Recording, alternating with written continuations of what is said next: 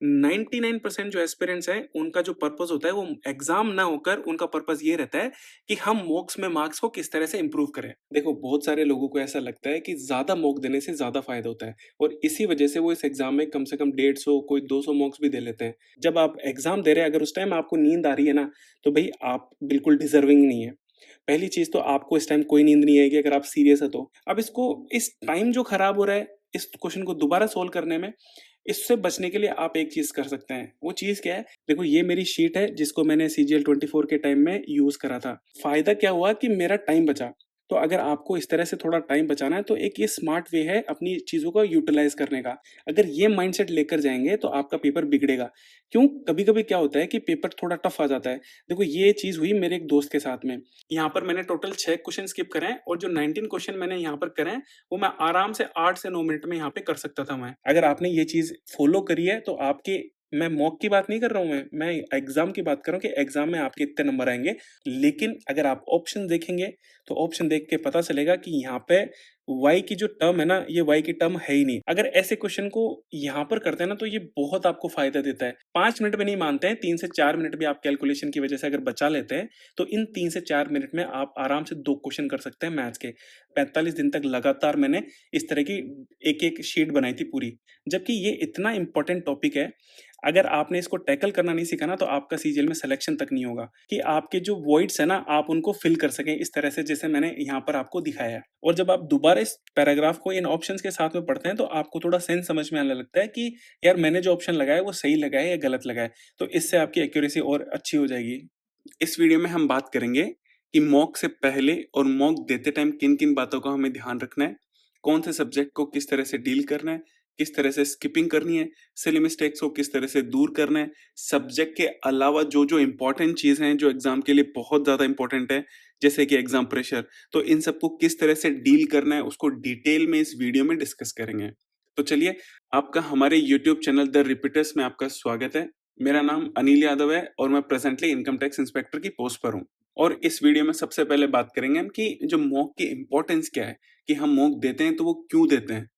अब देखो, अगर हम मॉक दे रहे हैं तो इसमें सबसे इम्पोर्टेंट चीज़ ये है कि हमको हमारी प्रिपरेशन का लेवल पता चलता है कि हम किस लेवल पर हैं। इसके अलावा हमारे जो भी स्ट्रॉन्ग पॉइंट्स हैं वो पता चलते हैं, जो भी वीक पॉइंट्स हैं वो हमें पता चलते हैं। इसके अलावा अगर हमारी जो अप्रोच है मॉक को लेकर अगर वो सही है, तो यही चीज़ हमको एग्ज़ाम में भी हेल्प करती है। क्यों? क्योंकि जिस तरह से क्रिकेट मैच, जो रियल मैच होता है, उसको खेलने से पहले जो प्लेयर्स होते हैं वो प्रैक्टिस करते हैं, उसी तरीके से ये जो मॉक है ये भी रियल एग्ज़ाम से पहले एक प्रैक्टिस है। अगर यहाँ पे हम प्रॉपर्ली प्रैक्टिस करेंगे, तो हमें ये चीज़ हमें हमारे एग्ज़ाम में भी हेल्प करेगी। इसके अलावा ये हमें उन टॉपिक्स को भी आइडेंटिफ़ाई करने में हेल्प करता है मॉक, जो हमने अब तक कवर नहीं करे हैं या फिर जिनको हम भूल जाते हैं कि यार मैथ में जैसे कोऑर्डिनेट ज्योमेट्री है। अब एक कोऑर्डिनेट ज्योमेट्री ऐसा टॉपिक है कि यूजुअली इसको लोग करते नहीं है क्योंकि उनको लगता है कि इम्पोर्टेंट ही नहीं है। लेकिन कभी-कभी जब एग्ज़ाम में इसके 2-3 क्वेश्चन आ जाए तो हमको लगता है कि यार, ये टॉपिक तो हमें कवर करना चाहिए। ठीक है? क्योंकि इसके एग्ज़ाम में प्रीवियस ईयर में भी क्वेश्चन पूछे जाते हैं। तो इस तरह से हमको इन टॉपिक्स का भी आइडिया लगता है मॉक्स के थ्रू। अब हम बात करेंगे इस वीडियो के सबसे इम्पोर्टेंट टॉपिक, और वो है पर्पस ऑफ मॉक। मतलब अगर आप कोई मॉक दे रहे हैं तो उस मॉक को देने का आपका पर्पस क्या है? तो देखो, जो भी सीरियस एस्पिरेंट है, उनके लिए जो पर्पस होना चाहिए वो होना चाहिए प्रैक्टिस। और प्रैक्टिस भी किस लिए? ताकि वो एग्ज़ाम में अच्छा परफ़ॉर्म कर सके। मतलब उनके मॉक की स्ट्रैटेजीज़ इस प्रकार होनी चाहिए ताकि वो अपने मॉक की जो परफ़ॉर्मेंस है उसको एग्ज़ाम में रेप्लिकेट कर सके। लेकिन होता क्या है, 99% जो एस्पिरेंट्स हैं, उनका जो पर्पस होता है वो एग्ज़ाम ना होकर उनका पर्पस ये रहता है कि हम मॉक्स में मार्क्स को किस तरह से इम्प्रूव करें। फॉर एग्जाम्पल, मेरे को बहुत सारे लोग ये मैसेज करते हैं या फिर ये मेरे से पूछते हैं कि सर, मेरे मॉक्स में मार्क्स इंप्रूव नहीं हो रहे, मैं क्या करूं, मैं बहुत परेशान रहता हूं। तो इसके काउंटर में मैं उनसे ये पूछता हूं कि आप पहले ये बताइए कि अगर आप मॉक दे रहे हैं, उसके एनालिसिस में आप किस तरह से चीज़ों को इम्प्रूव करने की कोशिश करते हैं। तो मेरे को वो बताते हैं कि सर, जैसे जीके में मेरे को करंट अफेयर नहीं हो रहा है, तो मैं करंट अफेयर को पढ़ने लग जाता हूँ। अगर स्टैटिक जीके मेरे को समझ में नहीं आ रहा, तो मैं ये करने लग जाता हूँ। मेरे को अफसोस होता है ये जानकर कि इनको ये नहीं पता है कि एसएससी का पैटर्न क्या होता है, एसएससी में किस तरह के क्वेश्चन पूछे जाते हैं और वो एसएससी की तैयारी कर रहे हैं। यही वो लोग हैं जो पंचवर्षीय योजना बनाते हैं एसएससी के अंदर, जिनका जो मोटिव होता है कि उनके मॉक्स में किस तरह से मार्क्स इंप्रूव हो। अदरवाइज़ उनको अगर ये पता होता कि भैया मेंस के अंदर या फिर प्री में या फिर कोई भी एग्ज़ाम ले लो एसएससी के अंदर, उनके अंदर करंट अफेयर पूछा जाता है 2-3 साल पहले का।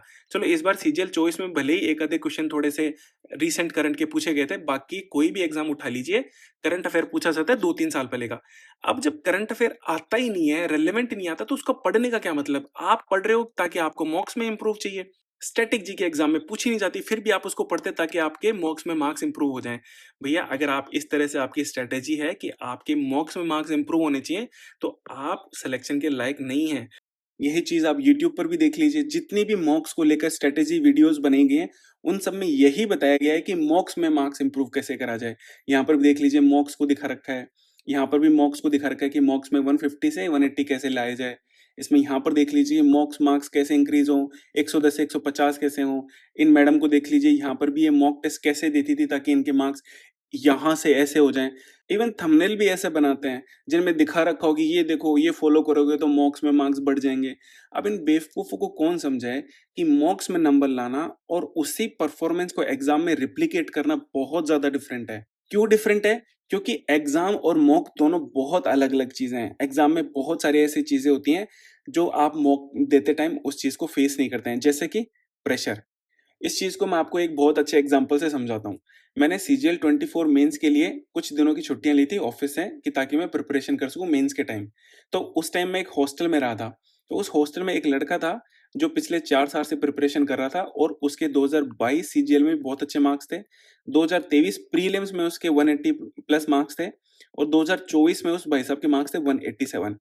इवन जब वो मेंस के पेपर दे रहा था, जब वो लाइव टेस्ट होते हैं, जैसे ओली बोर्ड के हो गए इनके, तो उन लाइव टेस्ट में उस भाई साहब के नंबर आते थे 340, 350 ये इसके एवरेज मार्क्स रहते थे। इवन मैंने उस भाई साहब के नंबर 361 भी देखे हैं आउट ऑफ 390। मेंस की मॉक्स की बात कर रहा हूँ मैं। तो एक बार क्या होता है कि ये भाई साहब हमारे मेरे पास आते हैं और मेरे से ये पूछते हैं कि भाई यार मेरे मेरे को 4 साल हो गए तैयारी करते हुए और इन 4 साल में मेरे प्री में तो बहुत अच्छे मार्क्स आते हैं, लेकिन मेरे को मेंस में मैं परफ़ॉर्म नहीं कर पाता हूँ। तो इसके पीछे क्या रीज़न है? मैं कहाँ गलतियाँ कर रहा हूँ? तो मैंने उसको बस इतनी सी बात बोली कि भई तेरे इतने मार्क्स आ रहे हैं, लाइव में इतने खूब सारे मार्क्स आ रहे हैं, प्री में भी तूने लगातार अच्छे मार्क्स लेकर आया, इट मीन्स आपकी नॉलेज में तो कोई कमी नहीं है। अगर कहीं पे दिक्कत आ रही है तो वो है प्रेशर कि आप एग्ज़ाम जो प्रेशर है उसको प्रॉपर्ली हैंडल नहीं कर पा रहे हैं। तो मैंने इसको लेकर उसको कुछ टिप्स दी थी कि यार ये तरीके हैं, इनसे प्रेशर को थोड़ा डील करा जाता है, तो आप ये सब इन सब चीज़ों को फ़ॉलो करिए। तो उस टाइम तो उसने बोला कि ठीक है मैं इस बारे में सोचूँगा। फिर वो अगले दिन मेरे पास आता है और मेरे को बोलता है कि यार भैया आपने जो भी कल बताया, आपने गलत बताया। मेरे को प्रेशर की कोई दिक्कत नहीं है, मैं इस चीज़ को हैंडल कर कर सकता हूँ मैं। तो मैंने बोला ठीक है यार कि मेरे को जो लगा मैंने तुम्हें बता दिया। अब आप गेस करिए कि इस भाई साहब के सीजीएल 24 मेंस में कितने मार्क्स आए होंगे? इन भाई साहब के मार्क्स आए थे 305। अब अगर मैं जनरल कैटेगरी की बात करूँ और उसमें जो सबसे कम कट ऑफ जाती है, वो जाती है पीएसए की और वो गई थी 336 मार्क्स। तो इस भाई साहब का सिलेक्शन तो छोड़ो, कट ऑफ के आस-पास भी मार्क्स नहीं थे और मैं न जाने ऐसे कितने लोगों को जानता हूँ कि जिनके मॉक्स में बहुत अच्छे मार्क्स आते थे, लेकिन फिर भी अब तक उनका सिलेक्शन नहीं हुआ है। तो आपको क्या लगता है कि उनके पास क्या नॉलेज की कमी थी? तो अगर नॉलेज में कोई कमी नहीं थी, तो फिर उसका हुआ क्यों नहीं? तो देखो इसके पीछे बहुत सारे रीज़न्स हो सकते हैं, लेकिन उन रीज़न में सबसे बड़ा रीज़न ये था प्रेशर। वो भाई साहब एग्ज़ाम में प्रेशर को हैंडल ही नहीं कर पाया। क्यों नहीं कर पाया? क्योंकि जब वो मॉक देता था, तो उसका माइंडसेट ही ऐसा रहता था कि मॉक्स में मार्क्स मैं कैसे लेकर आऊँ?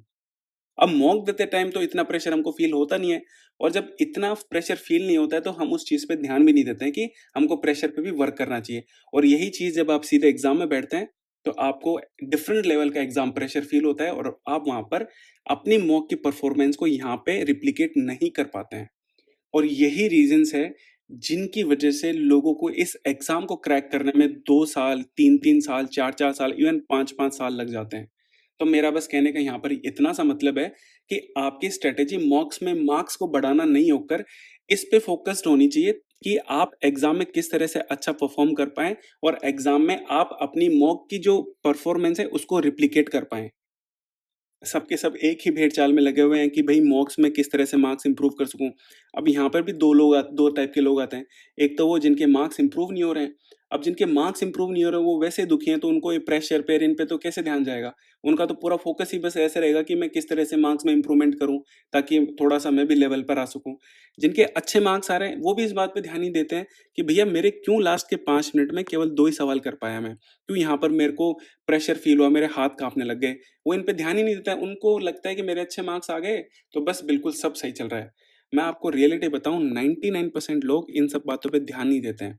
इवन जो ध्यान भी देता है, वो इस पे वर्क नहीं करता है, और अगर कोई वर्क भी करना चाहता है तो उसको ये नहीं पता है कि भैया इसको टैकल करने का तरीका क्या है। तो ये हाल है हमारे जितनी भी जो जनता एसएससी की तैयारी कर रही है उनके। तो चलिए इन सब इम्पोर्टेंट बातों में हम एक-एक करके डिस्कस करेंगे कि इस एग्ज़ाम को लेकर हमारा एटीट्यूड क्या होना चाहिए। अगर हम मॉक दे रहे हैं, तो मॉक देने से पहले हमको क्या-क्या चीज़ों का ध्यान रखना है, मॉक देते टाइम हमको क्या-क्या चीज़ों का ध्यान रखना है, और मॉक देने से हमें किन-किन सब्जेक्ट्स में बेनिफिट मिलेगा। तो इन सब चीज़ों के बारे में हम इस वीडियो में डिस्कस करेंगे। अब हम बात करेंगे एटीट्यूड की। तो देखो, इस एग्ज़ाम में अगर आपको कुछ हेल्प कर सकता है, तो वो है आपका इस एग्ज़ाम को लेकर एटीट्यूड। आपका एटीट्यूड सीखने वाला होना चाहिए। कभी-कभी क्या होता है कि हम खुद को इतना सुपीरियर समझने लगते हैं कि हमको लगता है कि जो हम कर रहे हैं वो बिल्कुल सही कर रहे हैं। मतलब कोई अगर आपको कोई अच्छा ज्ञान दे रहा है, तो आपको लगता है यार क्या फालतू ज्ञान दे रहा है मेरे को, मैं जो कर रहा हूँ बिल्कुल सही कर रहा हूँ। लेकिन रियलिटी में होता क्या है कि जो लोग जिनको 2-3 साल हो गए एग्ज़ाम को देते-देते, फिर भी आप उनको अगर ऐसा लगता है कि यार मैं जो कर रहा हूँ बिल्कुल सही है, वो तो साले ऐसे ज्ञान देते हैं। तो इस तरह का एटीट्यूड अगर आप एग्ज़ाम में लेकर जाएँगे, तो भैया पंचवर्षीय योजना बन जाएगी। पता ही नहीं चलेगा आपको कि 5 साल कब हो गए आपके इस एग्ज़ाम में। अब हम इसमें ये बात करेंगे कि अगर आप मॉक देते हैं, तो मॉक देने से किन-किन सब्जेक्ट्स में आपको बेनिफिट मिलता है और किन-किन सब्जेक्ट्स में आपको उतना बेनिफिट नहीं मिलता है, उनकी बात करेंगे। देखो, बहुत सारे लोगों को ऐसा लगता है कि ज़्यादा मॉक देने से ज़्यादा फ़ायदा होता है, और इसी वजह से वो इस एग्ज़ाम में कम से कम 150 कोई 200 मॉक्स भी दे लेते हैं। तो मैं आपको यहाँ पर क्लियर बता दूँ कि मॉक देने से सिर्फ़ मैथ्स और आपके रीज़निंग में फ़ायदा मिलता है, इंग्लिश और जीके में आपको इतना फ़ायदा नहीं मिलता है। देखो, इसके पीछे एक रीज़न है, वो रीज़न मैं आपको समझाता हूँ। एग्जाम्पल के लिए हम ले लेते हैं मैथ्स, और अगर इसमें हम परसेंटेज टॉपिक लेते हैं, तो परसेंटेज टॉपिक में मुश्किल से 15 से 20 इसके टाइप्स होते हैं। मतलब परसेंटेज टॉपिक से 15 से 20 टाइप्स के क्वेश्चंस बनते हैं, उतने ज़्यादा अभी तक प्रीवियस ईयर में पूछे नहीं गए। अगर कोई नया भी बनता है तो वो सबके लिए नया होगा, तो उसकी मैं यहाँ पर बात नहीं करूँगा। तो देखो, क्या होता है कि अगर आप इन 15 से 20 टाइप के क्वेश्चंस की ज़्यादा से ज़्यादा मॉक लगाकर प्रैक्टिस करेंगे, तो आपको ये आइडिया लग जाएगा क्वेश्चन को पढ़ते कि भैया इस क्वेश्चन को किस तरह से अटेम्प्ट करना है। तो जब ये एग्ज़ाम में ये चीज़ आएगी, एग्ज़ाम में इस टाइप का कोई क्वेश्चन आएगा, तो आप उसको बहुत आसानी से, बहुत ईज़िली और कम टाइम में उसको कर पाएँगे। तो ये बेनिफिट होता है मैथ्स और रीज़निंग में। तो इसीलिए मैंने आपको बोला कि अगर आप मॉक दे रहे हैं, तो मॉक किनका लगाइए, मैथ्स और रीज़निंग का लगाइए, सेक्शनल जितना ज़्यादा लगा सकते हैं।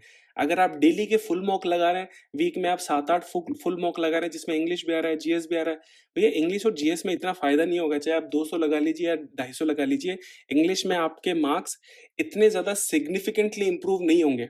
अब वो क्यों नहीं होंगे, इसकी अभी जब इंग्लिश की बात करूँगा तब उसमें डिटेल में बताऊँगा कि मैं ऐसा क्यों कह रहा हूँ। यहाँ पर मेरा ओवरऑल पॉइंट ये है कि अगर आप कोई भी मॉक दे रहे हैं, चाहे वो प्री का हो या मेंस का हो, आपका मेन फोकस होना चाहिए मैथ्स और रीजनिंग पर। मतलब डेली आप इनके चाहे सेक्शनल मॉक लगाएँ कितने भी, और वीक में आप 2 से 3 फुल मॉक लगा लीजिए, ताकि आपको ये नहीं लगे कि भई इंग्लिश में और जीके में हम कुछ नहीं कर रहे हैं। बस इतना अगर आप कर लेंगे, और मैथ्स और रीजनिंग के आप डेली सेक्शनल मॉक लगा लेंगे, चाहे आप 2 लगाओ, चाहे 3 लगाओ, जितने ज़्यादा लगाओगे उतनी ज़्यादा यहाँ पे प्रैक्टिस होगी। तो चलो, अब तक हमने बात कर ली कि इस एग्ज़ाम का इम्पोर्टेंस क्या है, उसका पर्पस क्या है मॉक देने का, आपका एटीट्यूड क्या होना चाहिए इस एग्ज़ाम को लेकर, आपको कौन-कौन से सब्जेक्ट इसमें बेनिफिट करेंगे। ये सब हमने अब तक बात कर ली। अब हम बात करेंगे कि आपको मॉक को देने से पहले किन-किन बातों का ध्यान रखना है, कि जब आप मॉक देने बैठते हैं, तो उससे पहले आपको क्या-क्या चीज़ें फ़ॉलो करनी चाहिए। तो इसमें हम बात करेंगे कि जब आप मॉक देते हैं, तो आपके आसपास का एनवायरनमेंट कैसा होना चाहिए, आपकी पोजीशनिंग क्या होनी चाहिए, आपका जो टाइम होता है मॉक को देने का वो क्या होना चाहिए। आप मॉक को देने से पहले प्री डिटरमाइंड ना हो कि भई मेरे को इतना स्कोर करना है, इतना नहीं करना है, कौन से सब्जेक्ट से शुरू करना है।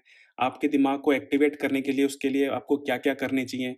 जो आप रफ पेपर यूज़ कर रहे हैं, वो किस तरह से आपको उसका यूटिलाइज़ करना चाहिए। तो इन सब के बारे में हम एक-एक करके डिटेल में बात करेंगे। और इसमें सबसे पहले हम बात करेंगे एनवायरनमेंट और पोजीशनिंग की। तो देखो, जब भी आप मॉक देते हैं, तो आपके आस-पास का जो एनवायरनमेंट है, वो थोड़ा बहुत शांत होना चाहिए। अब मैं यहाँ पे ऐसे क्यों कह रहा कि थोड़ा बहुत शांत होना चाहिए, पूरा शांत क्यों नहीं? तो देखो, जब आप एग्ज़ाम में देने जाते हैं, तो जहाँ पे सेंटर होता है, वहाँ पे हो सकता है कि आपको थोड़ा बहुत चीज़ें अव्यवस्थित मिल जाएँ। अव्यवस्थित का मतलब हो गया कि आपको जब वो आ रहा है बीच में आपसे साइन करवा रहा है मॉक चलते टाइम, या फिर लोग बात कर रहे हैं, लोग उनसे लड़ाई कर रहे हैं कि भैया मेरा कीबोर्ड काम नहीं कर रहा, मेरा ये काम नहीं कर रहा, मेरा माउस काम नहीं कर रहा। तो ऐसी चीज़ें आपको टैकल करनी आनी चाहिए, इसी वजह से आपको इस तरह से प्रैक्टिस करनी है कि आपका जो इन्वायरमेंट है वो बिल्कुल भी शांत, ऐसा ना हो कि बिल्कुल ही शांत है कि वहाँ पे जाके आप पैनिक हो जाएँ। तो जैसे अगर आप लाइब्रेरी में बैठते हैं, तो लाइब्रेरी में बेस्ट होता है, क्यों? क्योंकि लाइब्रेरी में लोग उठते भी हैं, थोड़ा-थोड़ा आवाज़ भी आती रहती है, तो उससे आपको मतलब थोड़ा-सा आप यूज़्ड टू हो जाएँगे एनवायरनमेंट के। अगर घर पे भी दे रहे हैं, तो आप कोशिश करिए इस तरह का एनवायरनमेंट क्रिएट करने का। इसके अलावा जभी भी आप मॉक देते हैं, तो वन गो में मॉक दीजिए। अगर आप ऐसा करते हैं कि आप रिलैक्स होके बिल्कुल मॉक दे रहे हैं, या फिर बिल्कुल बोर हो गए, तो आपने मॉक को पॉज़ कर दिया और फिर बाद में थोड़ी देर बाद में दे रहे हैं, तो ये आपका एटीट्यूड गलत है बिल्कुल इस मॉक को लेकर। आप इससे कुछ नहीं सीख रहे हैं, आप बिल्कुल जैसे मैंने अभी उस 4 साल वाले लड़के की बात करी ना, उसी तरह का एटीट्यूड आपको लेकर चल रहे हैं, और अगर आपको इन सब चीज़ों से बचना है, तो जो-जो मैं यहाँ पर बता रहा हूँ, उन सबको गौर से सुनिए और उनको इम्प्लीमेंट करने की कोशिश करिए कि जभी भी मौका दें, वन गो में दें, उसको पॉज़ नहीं करें। आपका फ़ोन उसके लिए साइलेंट होना चाहिए कि आप डिस्टर्ब हो कि चलो मैसेज आ गया तो पॉज़ कर देता हूँ, मैं मैसेज का जवाब दे देता हूँ पहले। इसके अलावा अगर घर पे मौका दे रहे हैं आप, तो घर पे अगर मौका दे रहे हैं, तो घरवालों को बोल दीजिए कि भई मेरे को 2 घंटे तक आप डिस्टर्ब नहीं करें।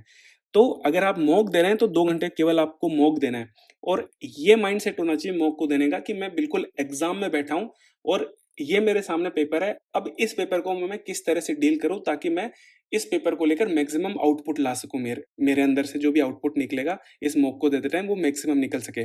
तो इस तरह का एनवायरनमेंट आप वहाँ पे क्रिएट करें। दूसरी चीज़ आती है इसमें पोज़ीशनिंग, मतलब आप जब मॉक दे रहे हैं, तो आपकी पोज़ीशनिंग कैसी होनी चाहिए? ऐसा नहीं होना चाहिए कि आप बिल्कुल कंफर्टेबल सीट पे बैठे हैं और पीछे आराम से सहारा लेकर बैठे हैं और फिर मॉक दे रहे हैं पसर के आराम से, या फिर आप सोते-सोते मॉक दे रहे हैं। नहीं, आपको इस तरह से मॉक बिल्कुल भी नहीं देना है। जिस तरह से आपको आपके एग्ज़ाम सेंटर में टेबल एंड चेयर मिलती है और जैसे आप वहाँ पर बैठते हैं, उसी तरह से आपकी पोज़ीशनिंग मॉक को देते टाइम होनी चाहिए। अब इसमें एक इम्पॉर्टेंट चीज़ के बारे में हम डिस्कस करेंगे, वो है दिमाग को एक्टिव करना। अब इसका क्या मतलब हुआ? देखो क्या होता है कि जब हम एग्ज़ाम देने जाते हैं, तो हमारा बायोमेट्रिक होने के बाद में कम से कम मिनिमम 15 से 20 मिनट हमको वहाँ पे वो बिठाए रखते हैं। तो इसमें हम कोई एक्टिविटी तो करते नहीं, क्योंकि हमें बैठ के स्क्रीन की तरफ देखना होता है, ठीक है? तो हमारा दिमाग थोड़ा डीएक्टिवेट हो जाता है। तो अगर हम बिना कुछ प्रैक्टिस करे, बिना कुछ उस दिमाग को एक्टिवेट करे अगर कुछ पेपर देने लगते हैं, तो क्या होगा कि 2 से 3, जैसे हमने रीज़निंग शुरू करी, तो 2 से 3 मिनट लगेंगे हमारे दिमाग को प्रॉपर्ली वर्क करने के अंदर। तो ये जो 2 से 3 मिनट हमारा जो टाइम खराब हो रहा है, वो ना हो इससे पहले क्या करेंगे, हम प्रैक्टिस करेंगे। 3 से 4 मिनट हम प्रैक्टिस करेंगे किसकी? कैलकुलेशन की, कि मैथ्स में हमने कुछ एडिशन कर लिए, कुछ सब्ट्रैक्शन कर लिए, कुछ मल्टीप्लिकेशन कर लिए और 1-2 डिवीज़न कर लिया। इससे क्या होगा कि हमारा दिमाग एक्टिवेट होगा, और दिमाग एक्टिवेट होगा तो जो शुरू में जो टाइम खराब हो रहा है, वो आपका टाइम खराब नहीं होगा। इसके लिए हमको मॉक में प्रैक्टिस करनी है। मॉक में शुरुआत में जब हम मॉक देते हैं, तो उससे 3-4 मिनट पहले हम ये कैलकुलेशन वाली प्रैक्टिस कर सकते हैं, ताकि हम एग्ज़ाम में उस चीज़ को इम्प्लीमेंट कर सकें। अगर यही चीज़ अगर हम एग्ज़ाम में जाके करेंगे ना, तो इतना इफ़ेक्ट नहीं होगा। इसी वजह से मॉक में ये सारी चीज़ें करनी है हमको। तो ये बहुत इंपॉर्टेंट चीज़ है, आपको करना है हर मॉक से पहले। अब इसमें हम बात करेंगे कि हमारे मॉक के देने की टाइमिंग क्या होनी चाहिए। तो देखो, जो मर्ज़ी आपका टाइम हो मॉक देने का, बस आपको एक बात का ध्यान रखना है, वो ये है कि अगर आप 2 से 3 घंटे लगातार कोई सब्जेक्ट या कुछ भी पढ़ रहे हैं, तो उसके तुरंत बाद आप मॉक देना शुरू मत करिए। क्यों मत करिए? क्योंकि आप ऑलरेडी यहाँ पर एग्ज़ॉस्टेड हैं। अब आप ऑलरेडी एग्ज़ॉस्टेड हैं, अब तुरंत मॉक दे रहे हैं, तो आप इतना अच्छा परफ़ॉर्म नहीं कर पाएँगे मॉक के अंदर। तो आप 10 से 15 मिनट का गैप लीजिए और उसमें आप खुद को कूल करिए, बाहर घूम कर आइए, पानी पीजिए और उसके बाद में मॉक शुरू करिए, आप अच्छा परफ़ॉर्म करेंगे उसके अंदर। दूसरी चीज़ की टाइमिंग क्या होनी चाहिए? देखो, मेरे अकॉर्डिंग आपकी टाइमिंग वो होनी चाहिए, जिस टाइम पर आप अपने आप को पूरा यूटिलाइज़ नहीं कर पाते, जैसे कि शाम का टाइम। कभी-कभी क्या होता है, हम क्रिकेट खेलने चले जाते हैं या पार्क में घूमने जाते हैं, तो उस टाइम आप मॉक दीजिए, ताकि वो टाइम आपका अच्छे से यूटिलाइज़ हो पाए। एक और चीज़ कि बहुत सारे यूट्यूबर्स या टीचर्स बोलते हैं कि भई आपके मॉक का टाइमिंग वो होना चाहिए जब आपकी एग्ज़ाम जब जैसे मान लें कि आपका एग्ज़ाम आ गया और आपका एग्ज़ाम है 2 से 3 बजे के बीच में, तो आपको इस टाइम एग्ज़ाम देना चाहिए, ताकि आपको नींद ना आए, आप एक्टिवेटेड फ़ील हो। तो देखो, ये तो बेतुकी बात है बिल्कुल। आप जिस एग्ज़ाम के लिए इतने अच्छे से इतने सालों से प्रिपरेशन कर रहे हैं, और जब आप एग्ज़ाम दे रहे हैं, अगर उस टाइम आपको नींद आ रही है ना, तो भई आप बिल्कुल डिज़र्विंग नहीं है। पहली चीज़ तो आपको इस टाइम कोई नींद नहीं आएगी अगर आप सीरियस हैं तो। अगर सीरियस नहीं है, तो हो सकता है आपको नींद आ जाए। दूसरी चीज़, एक्टिवेट करना है, तो एक्टिवेट करने के लिए मैंने आपको आइडिया बता दिया अभी कि किस तरह से आपको एक्टिवेट करना है हमारे दिमाग को, कि कैलकुलेशन करनी है। आप अननेसेसरी खुद पे प्रेशर मत लेकर आइए कि यार 2 से 3 हो गए यार, मेरे को मॉक देना है, अभी एग्ज़ाम है, एग्ज़ाम में हो सकता है मैं नींद आने लग जाए, तो इस तरह का जो अननेसेसरी प्रेशर है खुद पे मत डालिए। तो आपका जो मर्ज़ी आए उस टाइम एग्ज़ाम दीजिए, बस आपको इतना सा ध्यान रखना है कि आपको 10 से 15 मिनट का गैप लेना है, जभी भी आप पढ़ते हैं उसके बाद में, तभी आप मॉक को देना शुरू करिए। अब इसमें हम बात करेंगे रफ पेपर की। अब रफ पेपर की जो भी मैं यहाँ पर बात करूँगा, वो केवल और केवल सजेशंस होंगे। सजेशन आपको मानना है या नहीं मानना है, ये टोटली आप पे डिपेंड करेगा। मैं आपको बिल्कुल भी फोर्स नहीं करूँगा इस चीज़ के लिए। यहाँ पर मैं बस इसके पॉजिटिव पॉइंट्स बताऊँगा। तो देखो, यूजुअली क्या करते हैं हम कि जो रफ पेपर होता है जिसमें हम मॉक को सोल्व करते हैं, उसमें हम रैंडमली क्वेश्चन सोल्व करते हैं कि 1 यहाँ पे कर लिया, 2 यहाँ कर लिया, 3 इधर कर लिया, 4 इधर कर लिया। जिधर जगह मिली उधर हमने सोल्व कर लिया। ये तरीका बिल्कुल गलत है। गलत क्यों है? देखो, कभी भी अगर जैसे मान लें इस क्वेश्चन में आपकी कैलकुलेशन मिस्टेक हो गई। अब कैलकुलेशन मिस्टेक हो गई और आपका आंसर नहीं आया, तो आपने उस क्वेश्चन को स्किप कर दिया और सोचा सेकंड राउंड में करूँगा। अब सेकंड राउंड में आए, अब आपको एक क्वेश्चन भी नहीं मिल रहा है कि आपने कहाँ सोल्व करा था। बहुत बार होता है कि आप उसको ढूँढने लग जाते हैं, तो इसमें आपके 10 से 20 सेकंड खराब हो गए। मान लेते हैं कि आपने फिर भी ढूँढ लिया उस क्वेश्चन को, तो आपके पास उस क्वेश्चन को सोल्व करने की जगह ही नहीं है, या फिर आपने उसके आस-पास में इतनी चीज़ें कर दी कि आपको समझ में नहीं आ रहा है कि आपने इसको किस तरह से सोल्व करा। तो ये एक गलत अप्रोच है। अब इसको, इस टाइम जो खराब हो रहा है, इस क्वेश्चन को दोबारा सोल्व करने में, इससे बचने के लिए आप एक चीज़ कर सकते हैं। वो चीज़ क्या है कि आप A4 शीट जो है या फिर A5 जो लीगल साइज़ होती है, उन शीट्स का यूज़ करिए। क्यों? क्योंकि एग्ज़ाम में भी आपको ऐसी शीट प्रोवाइड होती है, इसीलिए मैं आपको इसका सजेशन दे रहा हूँ। अब आप ये बोलोगे कि ठीक है, इसको यूज़ कर लेंगे, लेकिन इससे और इसका क्या लिंक? देखो, मैंने क्या करा था, मैंने इन शीट्स को डिवाइड कर लिया था पार्ट्स के अंदर। किस तरह से? देखो यहाँ पे मैंने जो शीट्स होती है उनको 16 पार्ट्स में डिवाइड करके, यहाँ पे मैंने मॉक देने से पहले नंबरिंग कर देता था मैं इनकी, 1 से लेकर यहाँ पे 16 तक। तो मेरे को जो भी मैं क्वेश्चन सोल्व करता, तो मेरे को यहाँ पर इतनी स्पेस लगती कि एक जो क्वेश्चन है मेरे को यहाँ पे ईज़िली सोल्व हो जाता, क्योंकि मैं छोटे-छोटे लिखता था। अब ये ज़रूरी नहीं है कि आप 16 में डिवाइड करें। अगर आप कर सकते हैं तो उनको 4 पार्ट्स में भी डिवाइड कर सकते हैं कि 1 यहाँ पे लिख दिया, 2 इधर, 3 इधर और 4 इधर। ये आपके कन्वीनियंस पे है। मेरे को इतनी जगह लगती थी, तो मैं इतने में सोल्व कर देता था उसको। ठीक है? तो देखो, इसका फ़ायदा ये होगा कि आपने जैसे मान लिया ये क्वेश्चन नंबर है 10, ठीक है? अब 10 क्वेश्चन में आपने कोई मिस्टेक कर दी, ठीक है? तो आपने उसको वहीं पे छोड़ दिया और आप नेक्स्ट क्वेश्चन पे चले गए। जब सेकंड राउंड आता है, तो आपने क्या करा कि यहाँ पे कैलकुलेशन को चेक कर लिया, क्योंकि बिल्कुल ये यहाँ पे बिल्कुल अलग है। इस बॉक्स में आपने किसी क्वेश्चन को सोल्व करा नहीं, तो बिल्कुल आपको दिख जाएगा कि आपने क्या-क्या कैलकुलेशन करी है। अब आप लोगों में से कुछ के ये डाउट आ सकता है कि इस चीज़ को क्या एग्ज़ाम में इम्प्लीमेंट किया जा सकता है? तो इसका आंसर है हाँ, ये मैंने इम्प्लीमेंट करा था कब? CGL 24 मेंस के अंदर, जिसको मैं अभी आपको दिखाऊँगा। देखो, ये मेरी शीट है जिसको मैंने CGL 24 के टाइम में यूज़ करा था। अगर आप ये बोलोगे कि भैया हम कैसे मान लें कि ये आपने यही शीट यूज़ करी थी, तो आप एक काम करिए, CGL 24 में जो 20th शिफ्ट हुई थी, 20th जैन, उस शिफ्ट का पेपर देखिए और उसमें आंसर को मैच करिए, आपको यही मिलेगा। फिर आपके मन में ये भी डाउट आ सकता है कि भई एग्ज़ाम वाले तो अपनी शीट को वापस ले लेते हैं। जी हाँ, वो वापस ले लेते हैं, लेकिन मैंने क्या करा, रीज़निंग की अलग शीट ली थी और मैथ्स की अलग ली थी। तो जब वो शीट लेने आए, तो मैंने उनको रीज़निंग की पकड़ा थी, उसको फ़ोल्ड करके पॉकेट में डाल लिया था। तो ये मेरे पास रह गई थी और मैं लेकर इसलिए आया था, ताकि मैं एग्ज़ाम के बाहर आकर मेरे क्वेश्चन्स को मैच कर सकूँ कि मैंने जो क्वेश्चन के आंसर लगाए हैं, वो सही हैं कि नहीं है। क्योंकि हमको आंसर की 3-4 दिन बाद में आती है ना, तो इतना वेट किससे होता है? तो फिर मैं इसको लेकर आ गया था। तो यहाँ पर आप देख सकते हैं, मैंने 1 से लेकर 16 तक इसको डिवाइड करा था और यहाँ पर मैंने इन क्वेश्चंस को इतने में सोल्व किया था। अब यहाँ पर मैंने 16 में इसलिए डिवाइड करता था क्योंकि मैं छोटे-छोटे लिखता हूँ, देखो यहाँ पर, और इतने में वो सोल्व भी हो जाते हैं। अब इसका फ़ायदा पता है क्या होता है? फ़ायदा ये होता है कि मान लेते हैं कि मैंने 7 नंबर के क्वेश्चन में कैलकुलेशन मिस्टेक हो गई। अब ये कैलकुलेशन मिस्टेक हुई, तो क्या होता है कि मैं यहाँ पर आके इस चीज़ को वापस से चेक कर सकता हूँ कि यार मैंने कैलकुलेशन मिस्टेक क्या करी। देखो, मेरे पास क्लियरली लिखा हुआ है। देखो यहाँ पर, इसमें देखो, मैंने कैलकुलेशन यहाँ पर मिस्टेक भी हो गई थी। फॉर्मूले में मैं कोई चीज़ सही से लिख नहीं रहा था, तो फिर मैंने यहाँ पर वापस आके इस चीज़ को थोड़ा-सा करेक्ट करा था मैंने। इसमें मेरे को यहाँ पर भी फ़ायदा होता है शीट का। इस शीट का फ़ायदा ये होता है कि ये जब क्वेश्चन करा, तो मेरे को यूँ था कि इन तीनों को मेरे को मल्टीप्लाई करना है, और मेरे को यूँ था कि हो सकता है इसमें टाइम लग जाए, फिर कैलकुलेशन मिस्टेक हो जाए, तो मैं इसको थोड़ा बाद में करूँगा। जब सेकंड राउंड आया, तो मेरे को ये पता था कि मेरे को मल्टीप्लाई करना है, तो मैंने क्वेश्चन में नहीं पढ़ा और मैंने इसको मल्टीप्लाई करके और यहाँ पर मैं आंसर लेकर आ गया और मैंने मार्क कर दिया उसको। तो फ़ायदा क्या हुआ कि मेरा टाइम बचा। तो अगर आपको इस तरह से थोड़ा टाइम बचाना है, तो एक ये स्मार्ट वे है अपनी चीज़ों को यूटिलाइज़ करने का। इस तरह से आप यूटिलाइज़ करिए, और मैं फिर बोलूँगा कि ये आपको केवल सजेशन है, आप ऐसा यूज़ करना चाहते हैं तो करिए, नहीं करना चाहते हैं तो मत करिए, ठीक है? अब हम बात करेंगे कि कभी-कभी जब हम मॉक या एग्ज़ाम देते हैं, तो हमारा जो माइंडसेट होता है वो प्री डिटरमाइंड होता है। इसका क्या मतलब हुआ कि हम पहले से सोच लेते हैं कि यार इस एग्ज़ाम में या इस मॉक में हमको 160 प्लस स्कोर करना है या 330 प्लस स्कोर करना है। इवन इसके जो नेगेटिव इम्पैक्ट होते हैं, वो सबसे ज़्यादा किसमें दिखते हैं? एग्ज़ाम में दिखते हैं। क्यों? क्योंकि एग्ज़ाम में हम ये सोच के जाते हैं कि यार मेरे को मैथ्स में तो 180 आउट ऑफ 180 लेकर आना है, या फिर मेरे को मैथ्स में एटलीस्ट जो 30 क्वेश्चन्स है उसमें से 28 29 तो करने ही करने हैं। अगर ये माइंडसेट लेकर जाएँगे तो आपका पेपर बिगड़ेगा। क्यों? कभी-कभी क्या होता है कि पेपर थोड़ा टफ आ जाता है। देखो ये चीज़ हुई मेरे एक दोस्त के साथ में, उसकी मैथ्स बहुत अच्छी थी। उसके आराम से 180 में से सेक्शन 1 की बात कर रहा हूँ, आराम से 170 प्लस मार्क्स आते थे, ठीक है? तो क्या हुआ कि 2023 का जब मेंस हुआ तो उसमें कुछ क्वेश्चन अच्छे आ गए। अब कुछ क्वेश्चन अच्छे आ गए तो उसने क्या करा, 26 नहीं 27 अटेम्प्ट करे आउट ऑफ 30। लेकिन उसको ये था कि यार मैंने 30 आउट ऑफ 30 अटेम्प्ट नहीं करे यार, मेरा तो पेपर बिगड़ गया, तो मेरे को सेक्शन 2 में तुक्के मारने पड़ेंगे, तभी मैं इन लोगों के बराबर आ पाऊँगा, नहीं तो इस 27 तो सबने अटेम्प्ट कर दिए। भाई साहब उसने सेक्शन 2 में जो जीके का सेक्शन था उसमें तुक्के मार दिए और वहाँ पे उसके नेगेटिव हो गए, और जबकि उसको बाद में पता चला कि उसके ये जो मार्क्स है ना 27, ये सारे के सारे सही थे, और इसके बहुत अच्छे मार्क्स आए क्योंकि इतने लोगों ने अटेम्प्ट तो कर लिए 25-26, लेकिन लोगों ने बहुत नेगेटिव कर दिए। तो यहाँ पर इन सब चीज़ों का नुकसान होता है कि आपको अपना माइंडसेट को प्री डिटरमाइंड नहीं करना होता है, और ये प्रैक्टिस करनी होती है मॉक के थ्रू। मॉक में हमको कभी नहीं सोचना होता है कि हमको इतना मार्क्स लाना है, इतने नंबर ऑफ अटेम्प्ट्स होने चाहिए। कभी-कभी लोग क्या करते हैं कि यार प्री में 80 क्वेश्चन तो करने पड़ेंगे, नहीं तो हमारा प्री निकलेगा ही नहीं।